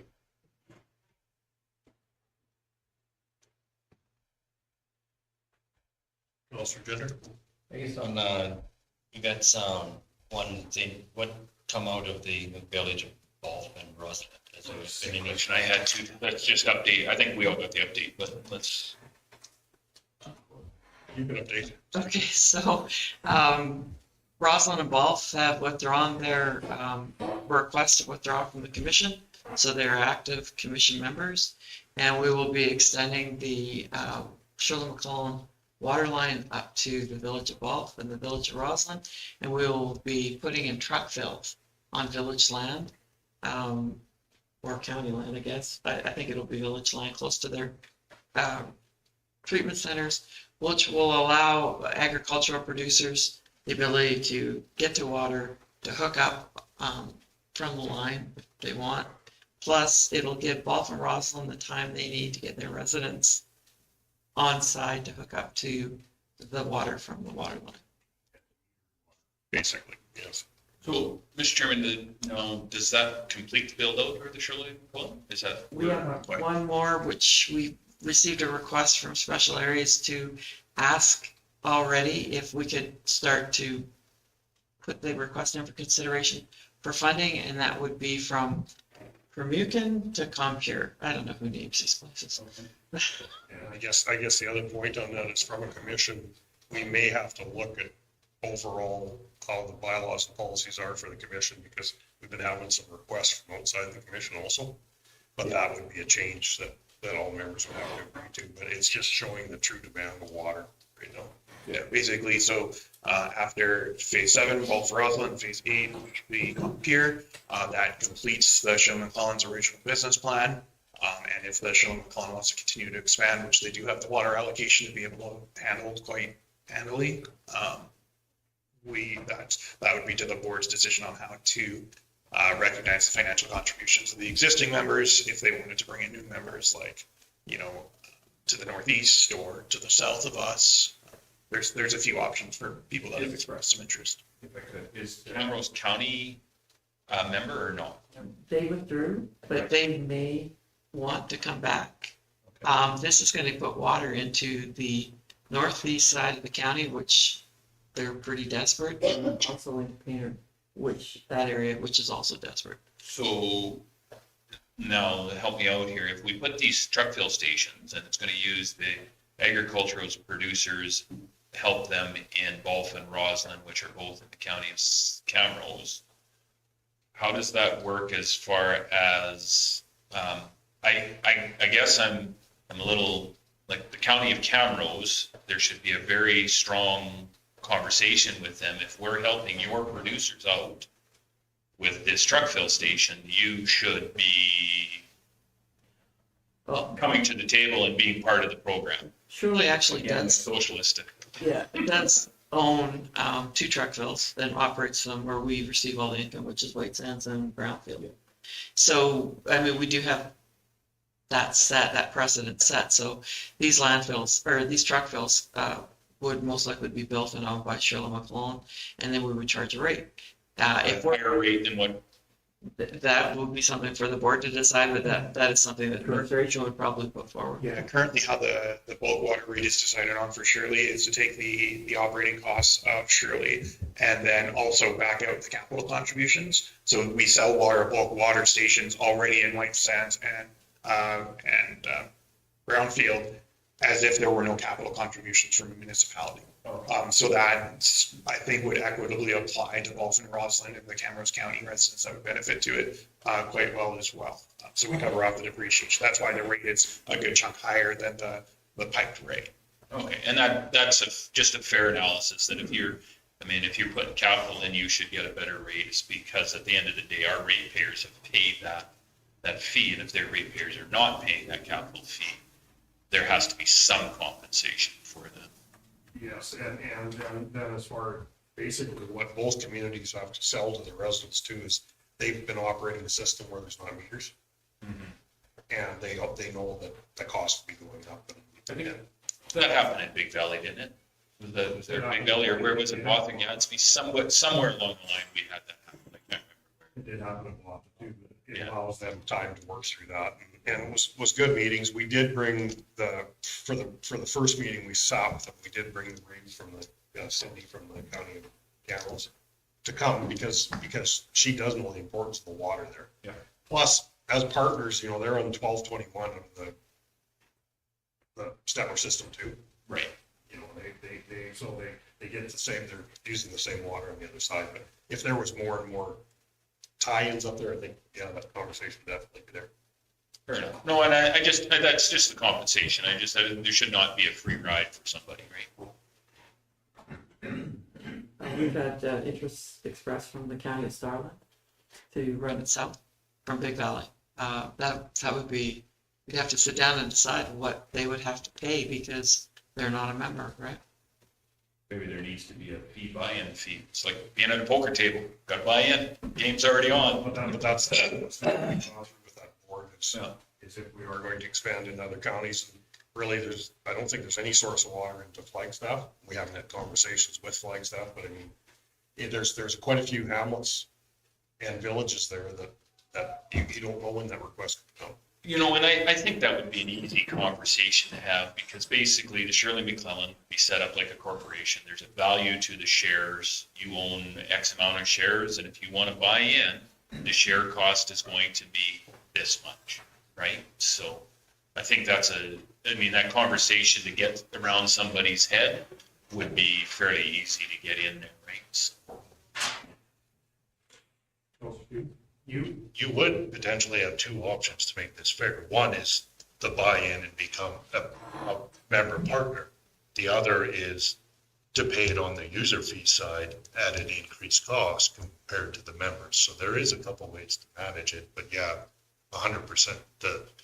All the municipalities and ratepayers thereof that have paid for this infrastructure, I mean, there's value to that, and if others come in, they need to get caught up on the values. So it was a good couple of meetings anyhow. We did work down that path from wanting to withdraw. Any other questions, Councillor McKay? Just one quick one. When is this project going to be going ahead? I take it probably not this year, probably next year before. We're hoping to start the engineering right away. I've got to meet with AT. Then we're hoping to get going with the engineering, probably start purchasing some pipe, so that we can probably, we did Shirley McClellan in the winter time before, and it's worked out well for us, so all depends on the weather. Gadsby North. Thank you. So it was up into next year. Yeah. There's just bureaucracy to navigate first. Any other questions on the CEO's report, Councillor? On page 53, it's the rock pile up on, I'm not sure, on.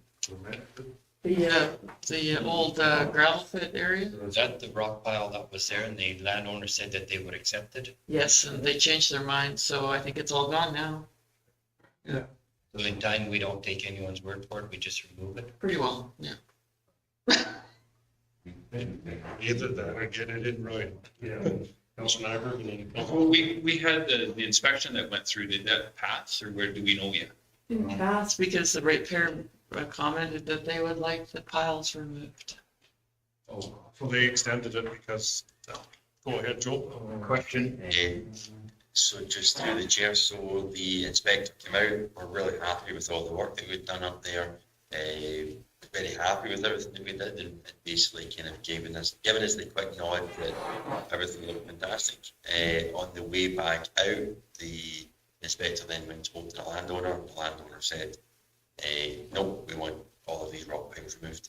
So we spent 3 days, actually close to 4 days, removing all the rock piles, grass seeded them, and we've now seeded them and watered them and we've fenced them, and we have a preliminary date of 2 weeks' time for the inspector to come back out. So we've already booked her to come back out and to do our final inspection on it, and that's exactly where we're sitting at with it. We've also backed this up with several emails now to the landowners and the inspector to let the inspector know how unhappy we were with we kind of get we feel like blindsided at the end of that.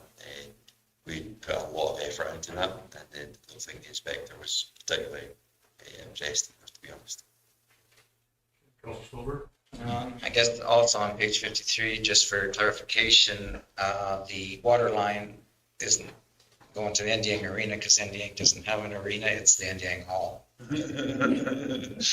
Little do you know, they're gonna be, The outdoor one. I would, got a question for the CEO. So we have not let any cattle graze on that and mutilate the. It's fenced right now. Huh? We've gone in and seeded it and it's fenced. It'll stay fenced till it gets established. And the rock pile thing, I think it's just a way to get more money. And I don't know, I've been around this county for a while, and I think that's just ridiculous what's going on. I agree, Dave, but I see an end in sight, so I just want to get there. We said the point it was made, they would be out in how long? 2 weeks? Oh, 2 weeks, so this year. Yes. Okay. Will we have to have grass growing where that rock pile was, or? Yep. It's been topsoil, water, fenced off. Come down and get some quack grass and put water on it. the only thing that's growing this year, Quack. definitely grass. Joe, go ahead, Joe. I just want to make sure, did everybody get to see the Easter eggs that we found, or the little hidden gems that we found inside the rock piles? No? We'll maybe try and circulate that round. I think somebody played quite a mean joke on us when we were emptying these piles of rocks out. We thought there was just a standard couple of piles of rocks, and I'll share with you the size of rock that we actually found inside it. There was some large Boulders. Yeah. Very large boulders by the looks of it. They were quite large. I'll show that. That was so much. fair enough.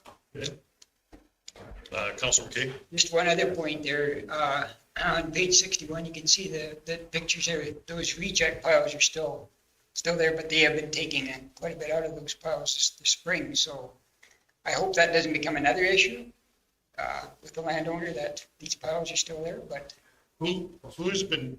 I think that's the one that we still have a stockpile lease with. Yeah, that's a separate. That's the second one. One good for kids. Who's been taking out of the region piles? The county. The county has? Not in this picture that just came up. No, this is local people that are taking up. Well, I'm gonna have to take Dave's side on this. If the landowner is fine with piles and the landowner is hauling out of the piles, It's the you land. can't have it both ways. We are not paying to clean up piles after you decide you've had your fill. Either you want the piles to have access to, or you don't. It's unfortunate, though, that we're at the mercy of Alberta environment. But in a case like this here, would we be better off? Because we're gonna Hauling be it going away? for reclamation here and hauling it away, getting these done so that we can talk to reclamation on it also. Either that or get it in writing that the landowner I think wants. that's the last one in writing. Now they change their mind. Not over environment anymore, it's agriculture and irrigation.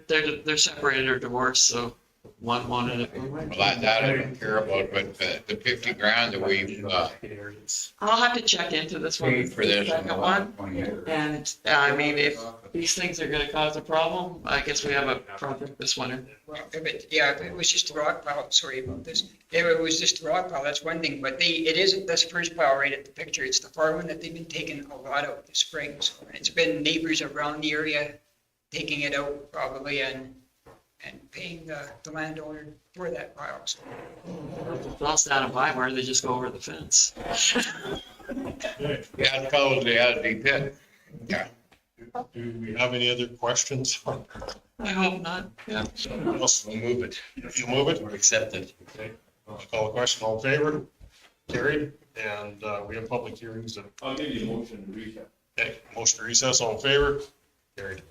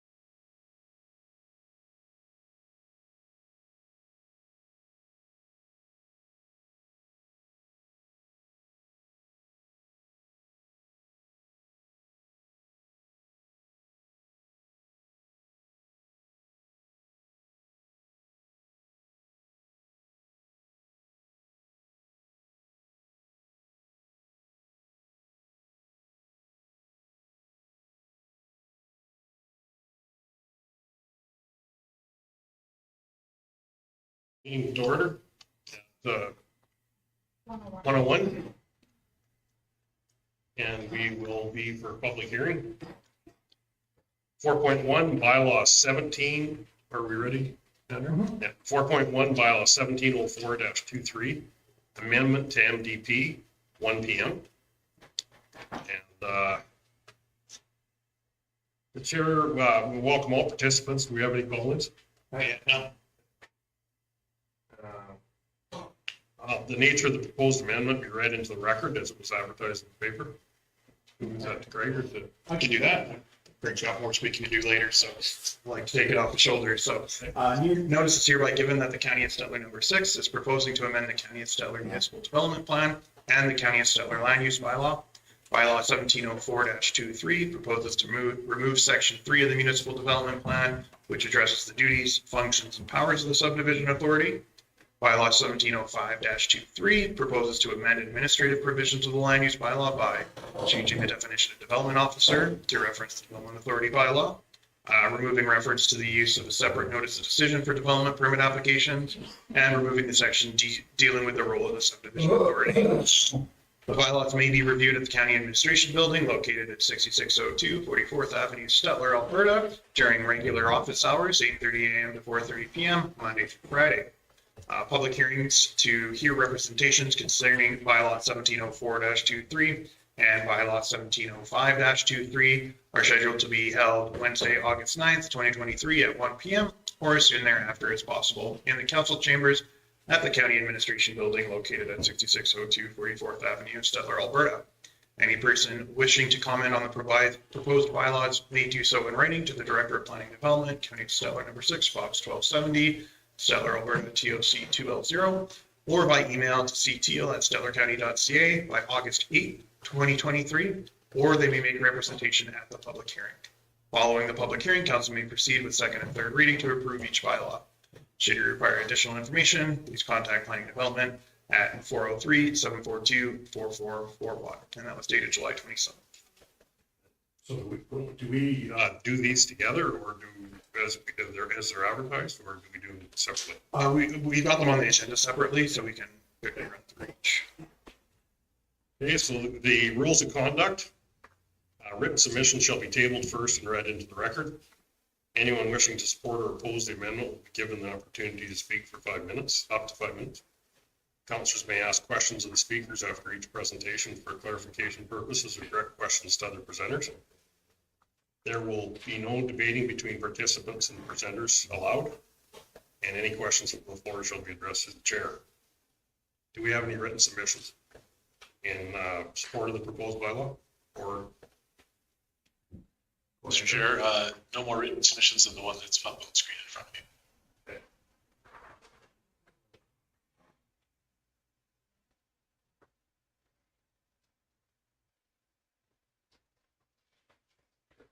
That's just a thank you letter, basically. Concerns and no objections. Okay, so that is the one written submission we had? That's correct, Mr. Chair. We had nothing for, nothing against, in opposition. Do we have anybody calling yet? No, we do not. So there will be no verbal presentations? No, and I think we can continue to move on if somebody were to call in a little bit late and catch it on the second bylaw. For the first bylaw, I think we could allow them to speak at that point, but I'm not seeing anybody trying to connect at this point. And Craig, is there anything further that you wanted to state on this, or? Well, maybe briefly, Reeve Clark. So while not a formal submission, we did hear some comments through social media about these proposed changes, both that are coming through, probably more so on the land use bylaw one. And I do want to point out that the proposed changes are largely administrative in nature, and they don't take away anyone's ability to obtain notice once a development decision has been made, or the right or ability to file an appeal if someone deems that necessary. Are there any questions for council?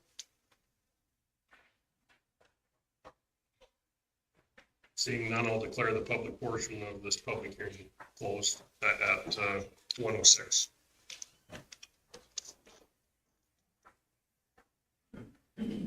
So then the second one is bylaw 1705-23.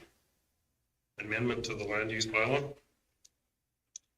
And we will open this at 1:06 p.m. So Andrew, now do we have to have that read back in again, or? No, the combined notice, the notice was for both bylaws combined, so. So we had it read earlier for the first bylaw. And rules of conduct, if we've got nobody They're here the to say, same, that's fine. yeah, same thing. Is there any written submissions on this, other than the one from Macomb? So I guess, is there any questions from council?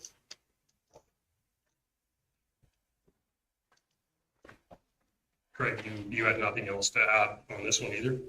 That's correct, Reeve Clark. Seeing no questions from council, we'll declare the public portion of the public hearing closed at 1:07. It's a fairly quick one. Okay. I have one question. Oh, okay, I'm sorry about that. Answer your hand up. I was a little late on the draw. Just a question on 1705-23. So we issued the development permit. Whereas now we don't issue it currently until after the appeal period. Is there risk that construction starts, an appeal happens, and some portion of our decision is reversed via the appeal? Is there?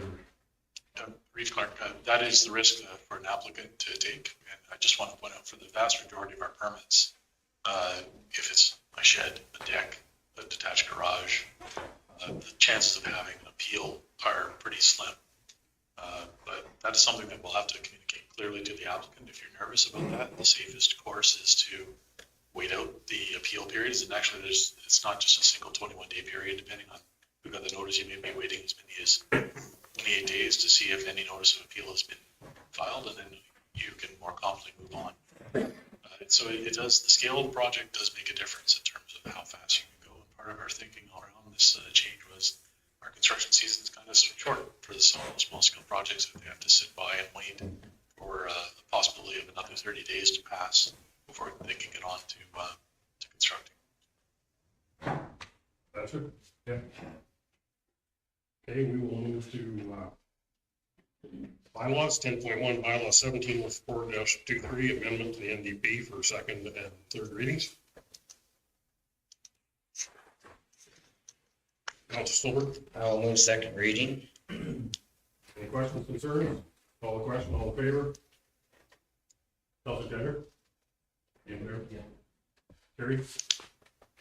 Councilor McKay? I'll move that we give it third reading. Okay, questions, concerns? Call the question, all in favor? Carried.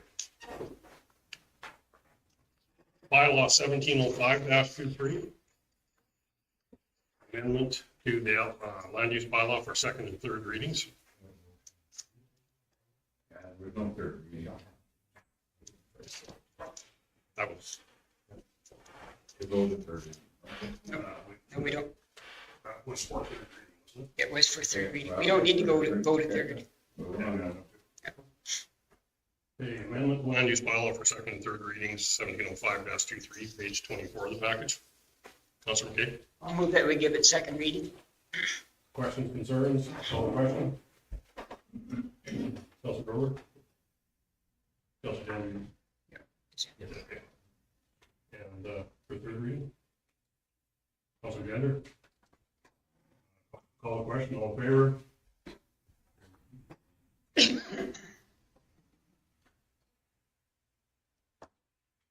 Bylaw 1707-23, amendment to land use bylaw for first reading.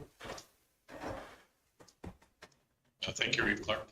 So this is in response to an application brought forward by a landowner from the quarter section that's immediately to the east of the hamlet of Nevis. So in that particular quarter section, there's already three separate titles. One of them is south of Highway 12, and the other two are to the north. And the applicant is interested in creating a fourth title in the area that is hatched up on the screen. The MDP treats this as a multi-lot subdivision, requiring council to make a decision on the land use district before a subdivision application, can be processed. So there is a subdivision application that will be going concurrently with the processing of this land use bylaw to create a new parcel, largely where you see it hatched on the screen. So given that this is an applicant exercising their rights to apply to amend the land use bylaw of the land, usually I recommend that the first reading is pretty much automatic and we move on to the public hearing stage to hear even from the applicant if necessary. So the recommendation is to give it first reading, Reeve Clark. Ever? Go ahead. I'll make a motion to give it first reading. Any questions, concerns? Call the, and that's to take it to public hearing for. Yeah.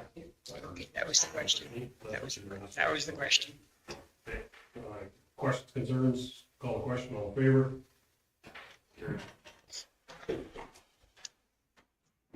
Chris could back, so that would put us back to 9.2. 9.2.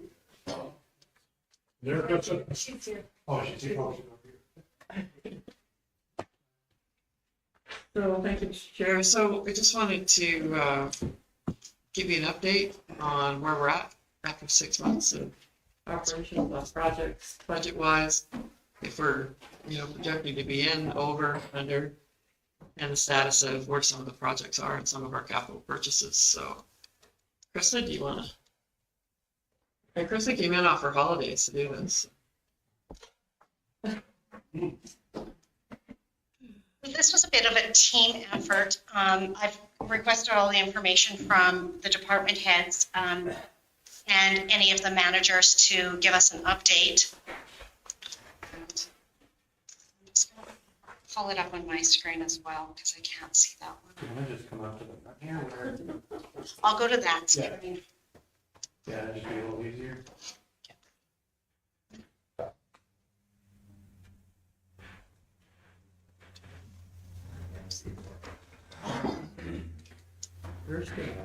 The Earth confirmed.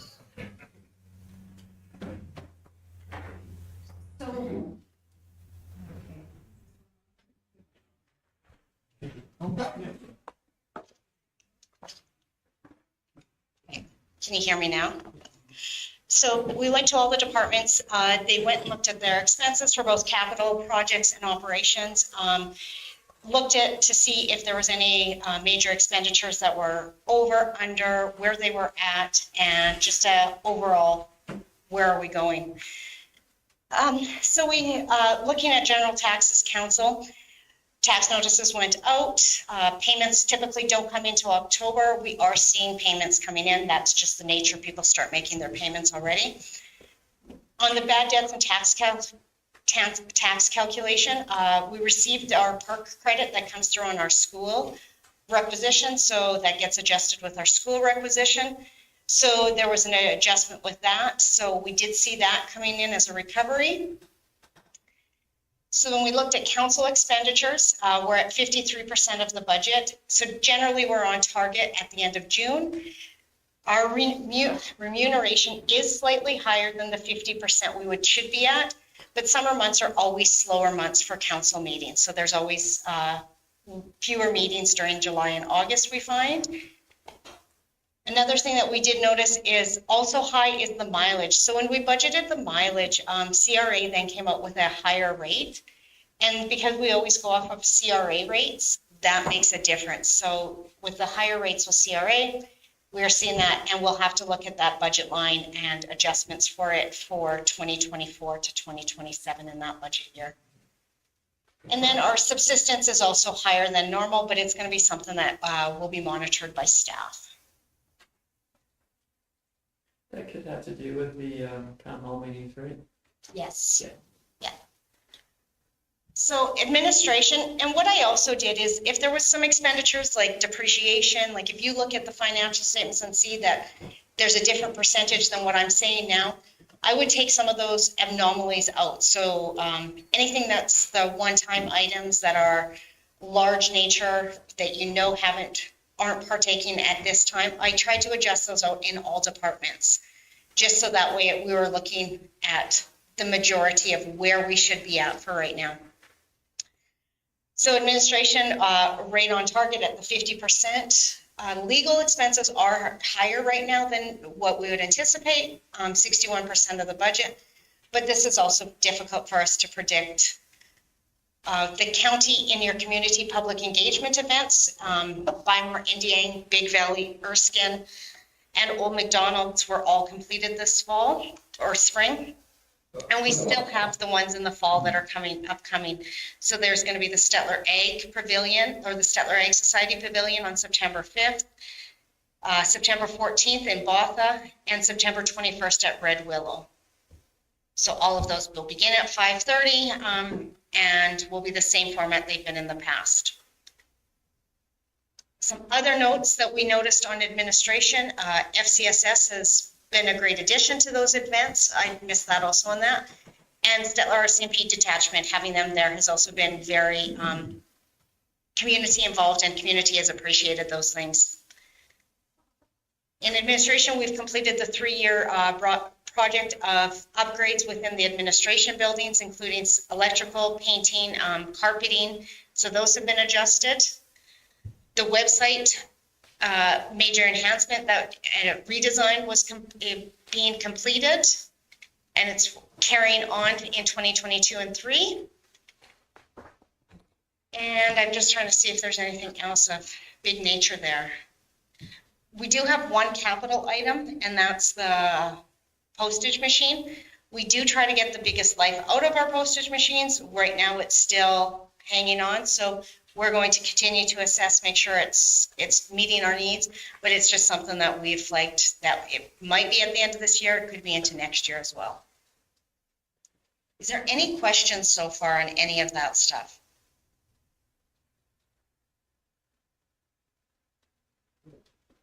Move forward. Perfect.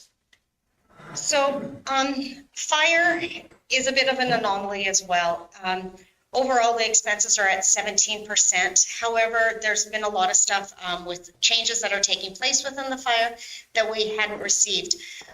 We did just process, and I signed off on one of them, and as you're signing checks today, you'll see that there is some large expenses that are going to be coming through. So those hadn't been reflected when I did the analysis. So there's a large contingent of expenses for within Stettler. With us reinstating the Denelda Fire Hall, there's also been additional costs for that. We considered some of them within the revised budget. However, it's going to be still monitored and analyzed to make sure that we're hitting on the targets there. Some of the things that included Denelda were the hall equipment, firefighter PPE, fuel tanks, air compressors, and training and responding to fires.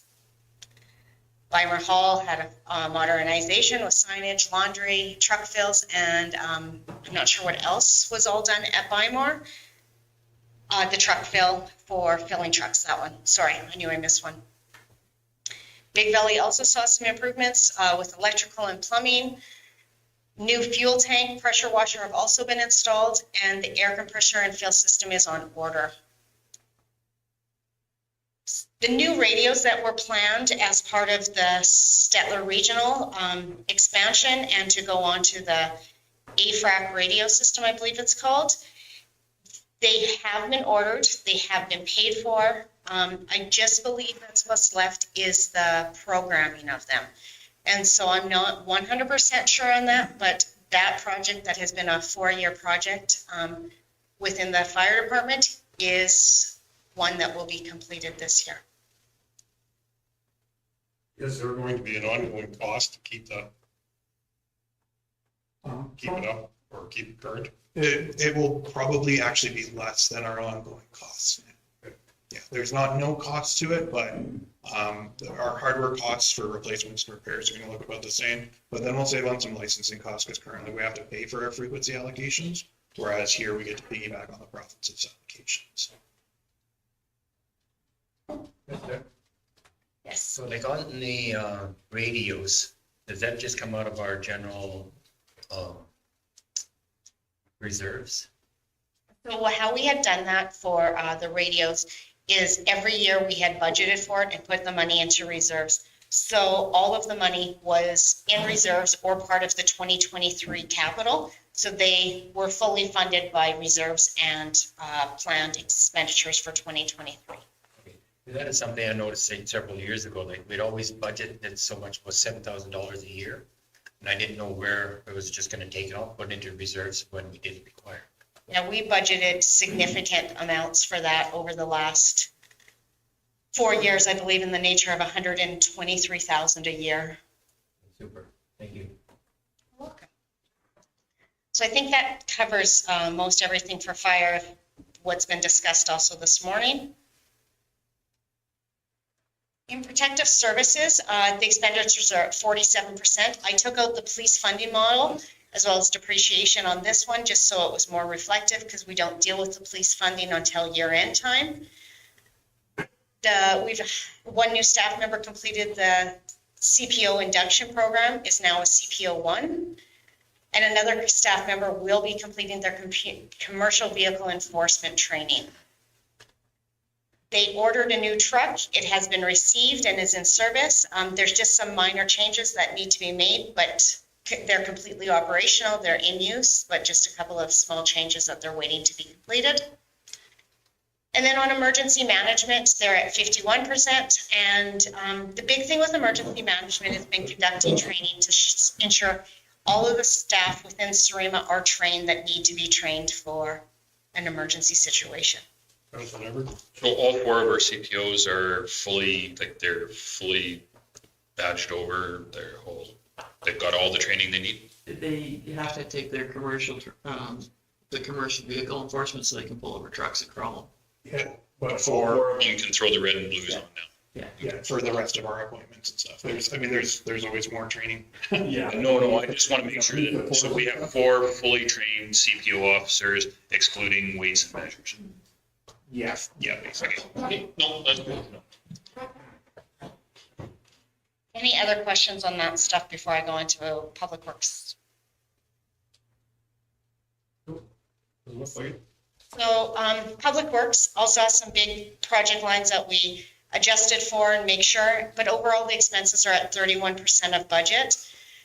There's a lot of big projects that are still ongoing, so those costs haven't been reflected. And as the summer months go on, those typically we don't see those expenses until the last 6 months of the year anyhow.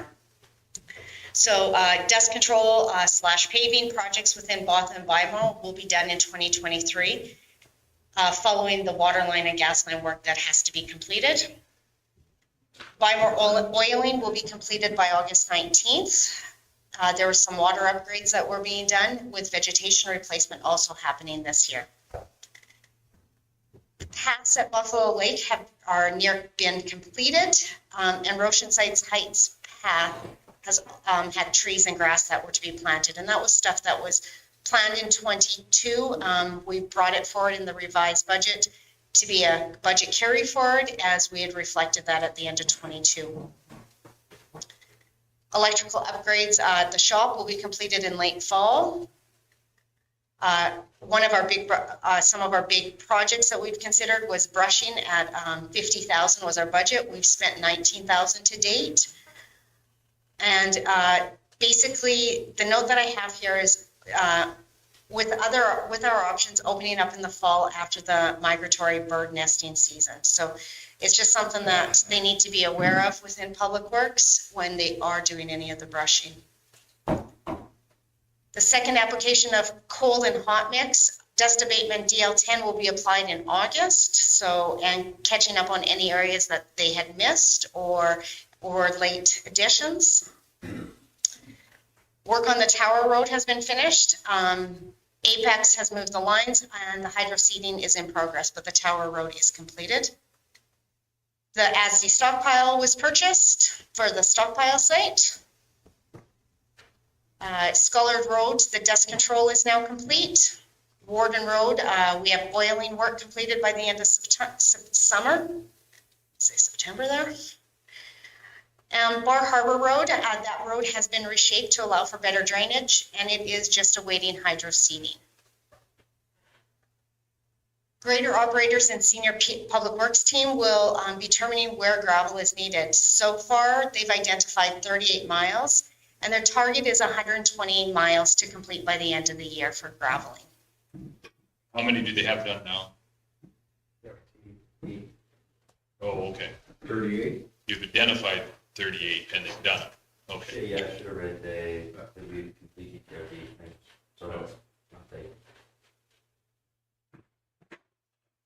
So the Gadsby Drainage Project, the land acquisition is scheduled for August to September.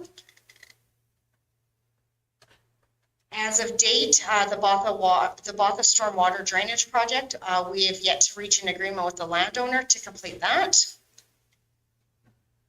Grader and driver training will be completed the second week of August, and I can say that I witnessed the guy driving in the other day, so that has just started as well. We have 5 graders that was approved earlier in 2023. The first 2 are expected in Q1 of 2024. We have 2 of our 3/4-ton trucks that have been delivered, with 2 of our half-ton trucks awaiting delivery in Q4. And the purchase of the small parts van truck has not been tendered yet. Is that electric one?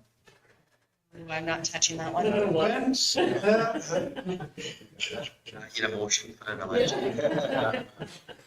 It could be too much debate for that today. Hang on the road. Are there other questions on Public Works? I just, where does the Gadsby water and everything fall underneath? Is that? Yes. Other utilities. It's on the next slide. Krista? Yeah. A question to Joe, like on the $50,000 that budgeted, like, or what percentage of that, like you had experimented with different cutters this last winter? Like what kind of a cost was there? And are we looking possibly at a machine for possibly doing that line of work in time? Thank you. Just through the chair, we've had 2 separate contractors in using a variety of very large brushing equipment and also some hand brushing as well. So the idea was to bring back at the end of the year a report to council to show council exactly what type of machine we should be looking at moving forward on it. So the $50,000 was a bit of an experimental trial to actually see what we're using and what we're utilising with it. So we're trying a lot of different ideas just now to actually see what we're best suited to bring in or what we're best suited to actually bring back for next year's budget discussions, whether it's next year or the year after. Because a lot of this equipment, some of the very specific brushing equipment, is hundreds of thousands of dollars. So we want to make sure that we're looking at all the appropriate brushing equipment just now. And the idea of that $50,000, and bear in mind that $50,000 was set aside just to do the report to bring back to council. We do have other budget items and lines to do spraying and individual brushing ourselves. So that $50,000 was just as an analysis for us to look at. But there'll be a full report brought back to council at the end of the year once we've finished and completed that $50,000 worth of brushing. So you've got a good idea of what piece of equipment would be best kind of suited? Well, an idea of what I would like to bring in, I need to just try and make sure that it's the most appropriate. There's a small, medium and large machine that we're looking at just now, but in order to bring that level of commitment in, council really need to see the benefit of it as well. So I don't want to bring forward a machine at $2 million that's all singing, all dancing, but completely cripples us. It's not the best bang for our buck. We did do a quick analysis on the D3 CAT, for example, and we're very aware that that just won't satisfy the needs of what we're doing. So the D3 CAT was one of the pieces of equipment that we were looking to get in to do a bit of a trial on and to see how much we can get out of it each day. To say, okay, so the D3 CAT will only cover 200 yards in a day. If that's the case, is that the right piece of equipment for us to be looking at for $600,000-$700,000? Versus, should we be looking at contracting it? Should we be looking at a more aggressive spraying program? Or should we be looking at blending in a specific mulcher? Or should we buy new cans with different mulcher heads on them? So the idea of this $50,000 was to really start getting us an idea of what we should be bringing in whilst we're getting the work moving ahead with it as well. And we're starting to we're definitely starting to see some pieces of equipment that are, that we wouldn't buy. For example, the D3 cat, and there's definitely some new pieces of equipment that I think we should look into. It's not a deliberation yet. Yeah, I mean, we're really just kind of getting into it, and the other problem that we found, and it's small kind of nuances, I suppose, that really kind of help with this type of analysis. Doing brushing work at the beginning part of the year is a whole lot slower than it is at the end, because we're contesting with snow, we're contesting with other factors and other issues as well. So the snow, for example, the snowpack that's in the ditches, actually we're having to go back in springtime and then cut the stumps lower again. So there's a little bit more work that I really think this full year's review is going to help us out with. So it's really beneficial for me to be able to see what we can do, because I'm not as familiar dealing with this type of brushing as I am in BC. BC brushing is quite different. The trees that we have here are quite a bit smaller, quite a bit thinner, but also there's a lot more density to them. And in the ditch works, we just need to make sure we're doing the right analysis with it. So I'm sure by the end of the year we'll have a very clear picture of exactly what we can suggest. And then we can bring forward a couple of recommendations for the delivery with it, and really kind of get the meat and the bones with some good, accurate information. Thank you. Thank you. Yeah, I think we should shred as many as we can before the snow comes, because we've got some 3-foot stumps this big around, sticking up like this here. The one guy said he wondered if we were gonna, like they used to run the lions in and then run them over there and get rid of them, or whether it was to hunt deer or why you left them. But I think if we get on it earlier, Joe, there's lots of time before we get a whole bunch. And then the 17 miles of you talked about it, they're still there. I've got it marked on the calendar. Okay, thank you. Thanks, Ray. Go ahead. I'll carry on with water. So expenses are at 48% of the budget. The Gatsby Rural Line Phase 1 is complete. It came in under budget and on schedule. We've had 12 additional rural water hookups this year to date. I know that there's some other ones that have been being discussed as well. So in April and May, we went out, surveyed for where the greatest need of water was. Had some drought. We declared a drought area within the municipality, and we surveyed again. Those are now due back for August 15th cutoff. And we've put this in the county magazine, as well as it's in on highway signs to get your water requests in for where you need water. And we are just waiting for that. The planned time to give those results will be at the fall strategic planning workshops with council. Then with the Hamlet of Gatsby waterline upgrade, the transition grant fund, all materials are in place and the work is scheduled and to be kicked off the first week in September. Bymore waterline replacement, that is complete and the landscaping is in progress. The truck that was ordered for utilities department has been ordered. Delivery is also expected in Q4. The CL17 chlorine analyzer is planned to be replaced in early August. The fire pump in Erskine, where they can hook up at the water fill station, or the truck fill station, pardon me.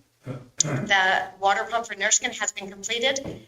They're still working to get peak capacity testing. That's ongoing, but it is operational at Erskine for fire trucks to fill up and hook up there. And Indiang water main replacements, there was some planned expenditures for Indiang. Those costs are coming in higher than budgeted, and so they are going to be carried forward to 2024. So we'll see that in the 24 to 27 budget process with additional funds being requested. So. Yes. The water mains in Indiang, like they're only about 15 years old. I'm just kind of wondering like why we're replacing those, or is it the same situation as in Bymore? Just same as right within the hamlet. Yeah, it's not, these were the lines that we hooked into when we brought water into there. But prior to that, I think they were served by the wells up there. It's also irrigation pipe. Yeah. Same pipe as. It's not the stuff that we worked on back in May. It's older stuff than that. Thank you. So sewer is at 39% of budget. 3 blocks of sewer line in Botha are scheduled for completion in September. The Botha and Gadsby lagoons have both had the ditching work completed, and the land acquisition has been completed for the Botha lagoon. So Gadsby residents that are not currently connected to sewer have been notified of mandatory connection as well. Will that, there'll be further information going out to those people, because I've had some questions on it. And I don't definitely have the answers. I said that I would expect more information coming out or to phone in and talk to Randy or to Joe. Yeah, whenever we can get it scheduled, we want to get the water turned over now and move forward with that.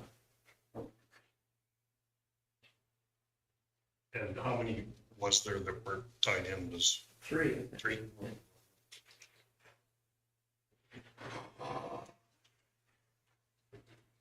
Sewer main flushing in Erskine and Buffalo View Estates that is planned to be completed in early fall. The Erskine sewer lift pump has been repaired. Manhole rehabilitation that is planned for later this year, depending on timing with some other work that's ongoing. They're unsure if it will all be completed, so it may carry forward to 2024, but that will remain to be seen. But as of right now, they're hoping to finish it in 23. Red Willow Lagoon drainage, the course continues to be a challenge. I'm probably not going to say much more just because I'm not an expert on this one. Basically, I'll read what we have as our notes. Is the environment and protected areas identified several wetlands in the current outflow path that would complicate our ability to modify them to the standard the landowner would prefer. As a result, we're looking at other creative options, including pumping the treated effluent most or all of the way to the Red Willow Creek through county right-of-ways. A site visit with the landowners planned for mid-August.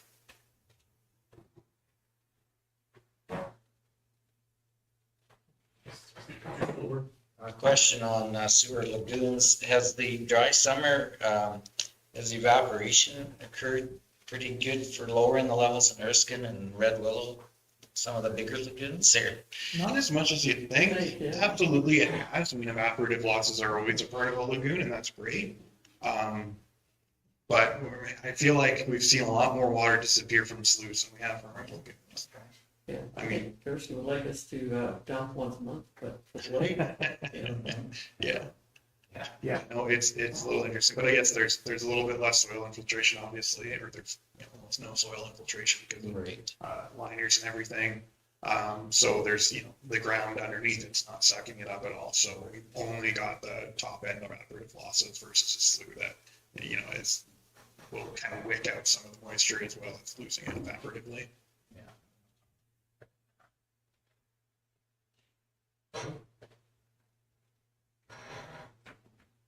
Agricultural services. We did also look at this line and our department and remove some expenses that were one-times, but we are at 32% of budget. To date, we've completed 78% of the planned roadside spraying. So as most of you understand and are aware, we split the county into a third, with a third of the county being done each year, and then revisit the area to ensure no misses or confirm completion. We discussed reclamation this morning with the gravel pit, so that is still ongoing, but we are hoping that it is completed by early fall. And then there was a spray truck that has been ordered. It's a 62-week wait for delivery of the planned spray truck.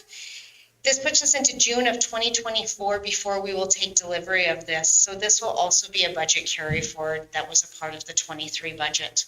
So it's just going to be a reserve carry forward transfer for the end of the year, but that's the plan with that truck. With the way other materials have been or vehicles have been together, do we think that 62 week is a real number, Are we just gonna get pushed further down the line? It's a solid number, Joe? Yeah, we're believing that that's a solid number. We've spoken to the manufacturers, and then just to not to feel like I'm putting mustard in the hot dog. In between our council meeting there and our break, I just got a phone call from Dodge that our 2 half-ton vehicles have just arrived in town as well. So that just jumped today.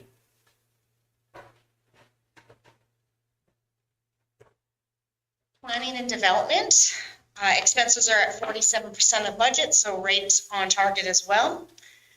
Erskine landfill initial assessment by WSP has, wait a second, initial assessment is completed and reflected in the actual to date, and has been on budget. Further work has recently started on additional monitoring for the old landfill site. We added 30,000 to the budget. None of that has been invoiced to date, but part of it will need to carry forward into 2024. The South Shore traffic study startup work and traffic counts had some minor issues, but it's near completion. The final study is on track for delivery in October or November. And the municipal development plan and land use bylaw review are still anticipated to start this year in Q3. The project is going to extend into 2024 as it's originally planned. The timeline will be impacted by large development applications coming forward and processing and monitoring as well.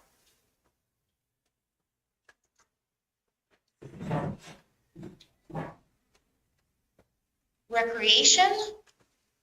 Expenses are at 50% of budget, right where we anticipate it to be. We adjusted for the large transfers regarding community assistance and town recreation funding that we do, but it is right on track. So not much we can add really on recreation. And then our partner organizations. Stettler Ambulance, we're working with the association and board on renegotiating the collective agreement with the union. That'll start in September. We're also hoping that this fall we'll be starting the process to work on the long-term contract with the AHS. And we anticipate delivery of new ambulances in September and December. Stettler Waste, continuing to hear about recycling and the Stettler transfer station, are undertaking a review of county recycling costs for Stettler Waste Management Board to consider. Staff at the transfer stations, especially in Stettler, have experienced increased incidents of harassment. And so we've hired additional staff. So there could be some higher costs that we're going to be seeing at those stations. And so there could be some overages that we'll be looking at with Stettler Waste from budget to actual. So these ambulances are going to be delivered this September and December? That is the anticipation. How'd they get it so darn quickly? No. They've been on order since one of them's over a year by the time we'll take delivery. No, we didn't do tomorrow, big. Come on. It's a year ago we've been talking about this. Councilor Nyberg got a question. Just on the transfer, at the actual landfill, do we have recycling bins? Yes. Okay, I've been told we don't. I don't think they can see them. They're kind of at the back, and they showed me pictures of them. So when you drive in, you kind of got to crank your head to the south, and they're right there. We have a cardboard plus a recycling bin. Okay. Like, is there some way we can advertise it a little better? Because I've gotten crap with an individual giving me a burning on it, saying that I have it out there. So. Yeah, they only had one out there the last time he spoke to me, and so that's not what we want it. We want it both, so they are there. And I mentioned staff's aware of it, so if they ask staff, they would know where they're at. Okay. I'll double check with Rainey again, but yeah. Fair enough. I just wanted to make sure so that I'm not. It's Justin's right there, anyways. Is it both Stettler or is it regional waste? It's regional waste. Is the recycle bin? Oh, the county pays for the recycling bins. Yeah. To anybody that goes out there. I just want to make sure they're there. And just the last partner organization is the Shirley McClellan Water Line. We already spoke about that a bit this morning. The water line is going to be extended to Village of Wolf and Roslyn at a cost of anticipated of 11.5 million. We expect to terminate the lines, or we Yeah. In Truckville. terminate the lines in Truckville? Adding the line in? Okay, Yeah. sorry. Sorry. I got it. But this is work that's going to start in August, September. Construction will begin in 2024 on this. And the bucket fill station at Roshan Sands is on schedule for completion in September. So overall, we are right where we would expect us to be with the budget. There was no huge red flags, nothing that brought anything to attention. If there was little expense lines that needed to get some small adjustments, there was a little bit of that we had to do, but that's a continuous process where departments have miscoded some things. But other than that, no real concerns, and I think the county is sitting right where we anticipate it would be. On a small other note, one of the things that I've been watching very closely is the county funds in regards to bank investments and stuff. Currently, we are getting the best deal by continuing to have our funds in the county bank account, because the rate we've negotiated with our bank is basically at the same rate that they can give us GICs for at this point. So there's a lot of turmoil in the market, so I am seeing. So yeah, everything is now out of GICs in our bank account. So. Plus the other three entities that we look after capitalize on that deal also. So that should result in a tidy sum. Good. One thing I didn't mention, sorry, Yvette. No, go ahead, Tom. Is the asset retirement obligation. That's one of the big flags this year.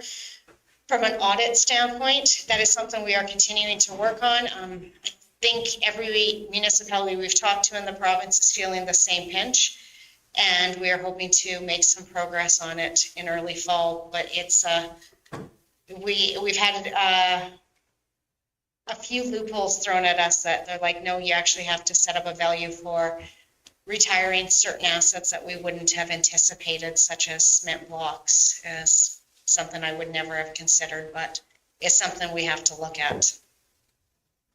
Oh yeah, there's glass in them.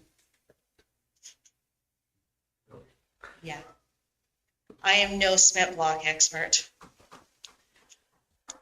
So I just, sorry. No, that's it. Yeah, so I just wanted to, really thank my department heads for putting this together.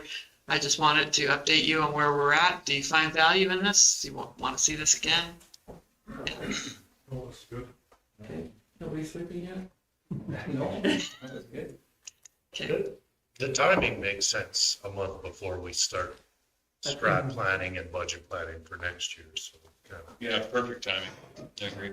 So we haven't been sleeping for the last 6-7 months. We've been pretty busy. It's always nice to, kind of sit back and take notice of what you've done, because sometimes you feel like you're just spinning your wheels in administration, because you solve one problem and 3 more crop up. But yeah, I think we're moving along. We should get you a whack-a-mole game. I need a whack-a-mole game. Sit there and we'll put, instead of mole faces, we'll just call 1, 2, 3. Yeah. You guys sit there. You could put a counselor so each one of the moles. Great peers all over the place. You want a dragon? No. So, could we send a few more buckets up for, with, Justin here, so they can go fill their buckets out of the lake? Is that what we're doing there? No, I am so excited for this project to be done. This has been, 6 years trying to get this thing finished. And it'll be done this year. I don't think it would have got done if it wasn't for the county pushing it. We pushed it, but we got it I done. think it's done. Yeah. How many buckets? I don't know if you've had a chance to look at it, but if you get a chance to drive up there, they've done an excellent job of, the way they've cut it out in the trees, and it's really nice. A lot of dirt that's moving. Yeah, they moved a lot of dirt and wood. Yeah, so it's really nice. Yeah, there we are. Yeah. I got nothing. I'm just scratching my head. Councilor Stewart? I just wanted to make a quick comment, and I think it would fit into the section, but I've certainly been impressed with the summer maintenance people that keep, like the truck fuels at Weimar and Indiang and the Walker Well and the highway and everything, like, those are always kept perfectly trimmed. There's never a weed in a ditch or anywhere around there, and they just seem to do a great job of maintaining all these facilities in the county. I haven't been all through the county, but I can tell by my end that they're doing a great job. Yeah, they've done a good job. I mean, we always struggle every year with, especially with the summer maintenance, is that we usually end up with new kids, new summer people. But I think Joe has put Trin in charge of that department, and that continuity is there now. So even though we do have some new guys starting and we're not perfect, we do forget to do the odd place, but it's a little more continuity and they get right at it. So. Well done. Thanks to all heads and everybody that supplied the data for this. Thanks, Krista, for presenting it. Can we have someone receive for information? Council, okay? Yeah. Or did you have your hand up or? No. I was waving it over here. That's what he's laughing at. It's pretty hot in here. You can pick anybody, I'm sure we would all make that motion. Okay, call the question, all in favor? Carried. Puts us back to our reports. 11.2 are financial reports. Accounts payable, June 30th, 2023. Bank reconciliations, it starts on page 89. Bank reconciliations, page 96. Reserves to June 30th, 2023, page 97. And year-to-date budget, page 98 to 110. Councilor Stevens? I'll give you the motion to receive for information. Okay. Any questions on them? Okay, call the question, all in favor? That carried. Councilor fee sheets, page 111 of our packet. Sure, just on yours, the engineering meeting, there's no details to it, that's all I was wondering. It would have been Red Willow Lagoon, I believe. Oh, okay. Just for if somebody's looking at it, if you put it in the comments, I'm not discounting it at all, I just wondered for everybody to wonder. It was at Stantec's office. Yeah, just as long as we have it there, that's cool. Any other questions? Councilor Gender? Move it. Okay, call the question, all in favor? That would be carried. Councilor committee reports, we have one from Councilor Stolberg for Stettler FCSS, page 118 in the package. I'm just gonna have you look for take homes. This was James's idea. Anyways, the history of FCSS. I don't know if you're blaming me or giving me credit, but I'll take it either way. This was just to give you a little bit, this was a 50th anniversary for the FCSS. And they handed these out and I've been on the board for a very long time and I didn't realize all the stuff that was going on. And it gives you a little bit of history where it started, how it's transformed itself to what it is today. It was cool, actually, the very first director, Ms. Gilbert was there, and it was kind of cool to see her there.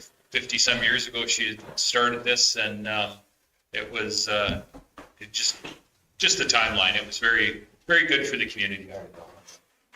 You can leave this staff.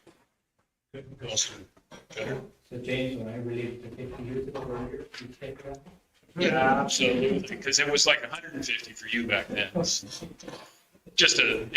So good information just to share with the people of what we're doing. There's so much good stuff that gets done there. So.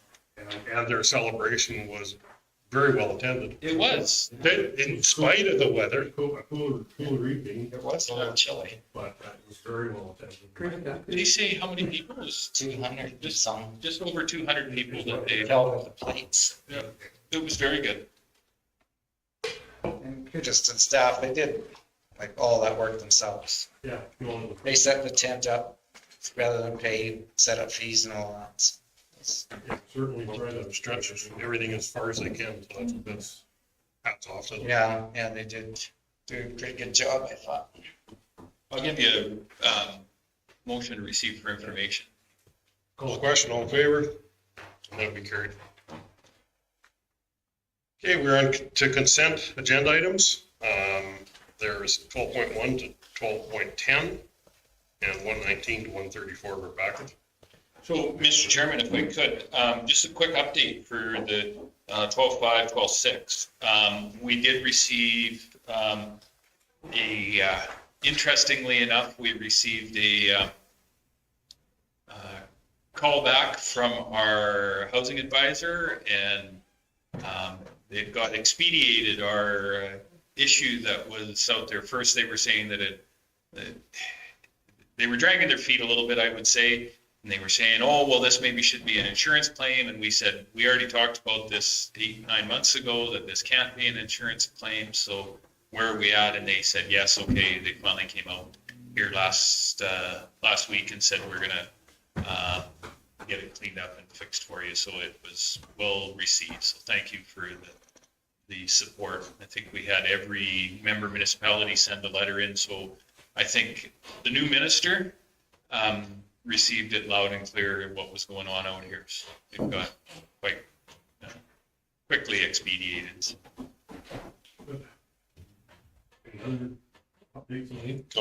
when was this developed or housing destroyed or vandalized? Oh, well, this is just one of many. So the unfortunate thing, this is in our community housing, and community housing, low rent stuff. These individuals move in, and when they move out, they don't always leave them. A lot of midnight moves, and they move on to another community, and so we get stuck with the aftermath. But in this case, I think it was. Remember, Dave, was it like $28,000? $28,000. It's in my craw and in my mind. Yeah, so $28,000 worth of repairs. They literally destroyed this suite, and I mean, they're getting it at a reduced rate, and you feel, because you're trying to help these people out, and then all they've done is screwed it for the next person. So individuals, and there's no trace in these people that back. So, at one time, we talked about trying to have a network of low-income rentals, and they could put them on blacklist. Because we talked to the other housing authority people, and they're doing the same thing. And then they say, oh yeah, we know who you're talking about. There was a few years ago, somebody moved up from Strathmore, and they were happy to have them leave there, and we ended up catching them. And they said, yeah, you're gonna, but there's no, what do you call it, references or anything, and it's just, yeah. No way of getting them to have accountability. And there's no way of removing them because of previous. Well, it's not even about removing them, but it's about denying their application, right? If they've been applied for and accepted, how do you kick them out? Well, they don't. They usually stop paying, and then they move on to midnight to the next place. So not only we're out the loss of use of the property, it's one thing just to get up and leave and don't pay your rent for the last 3 months, that's fine. But it's to destroy it when you're leaving is kind of I still think they should be somehow be able to put them on the. Yeah, but you know what they do, they'll rent it under Mrs. Smith when they're in Strathmore, and they'll rent it under Mr. Smith when they come to, and they know the system. The kicker of that, did she not try to rent it back? Yeah. After we got $28,000 put into it? I'll talk about it. They got no conscience, eh? Anyways, so needless to say, the government's gonna come up and help us get it back to rentable standards. Good. I'll receive for information if somebody else has anything you want to put in. All question, all in favor? Carried. In camera session, development referral 13.1, point section 23, body competence. 13.2, land use bylaw enforcement, point section 20, disposal of article to law enforcement. If somebody. It didn't matter. Paul had his hand up too. Councillor Kay, all in favor?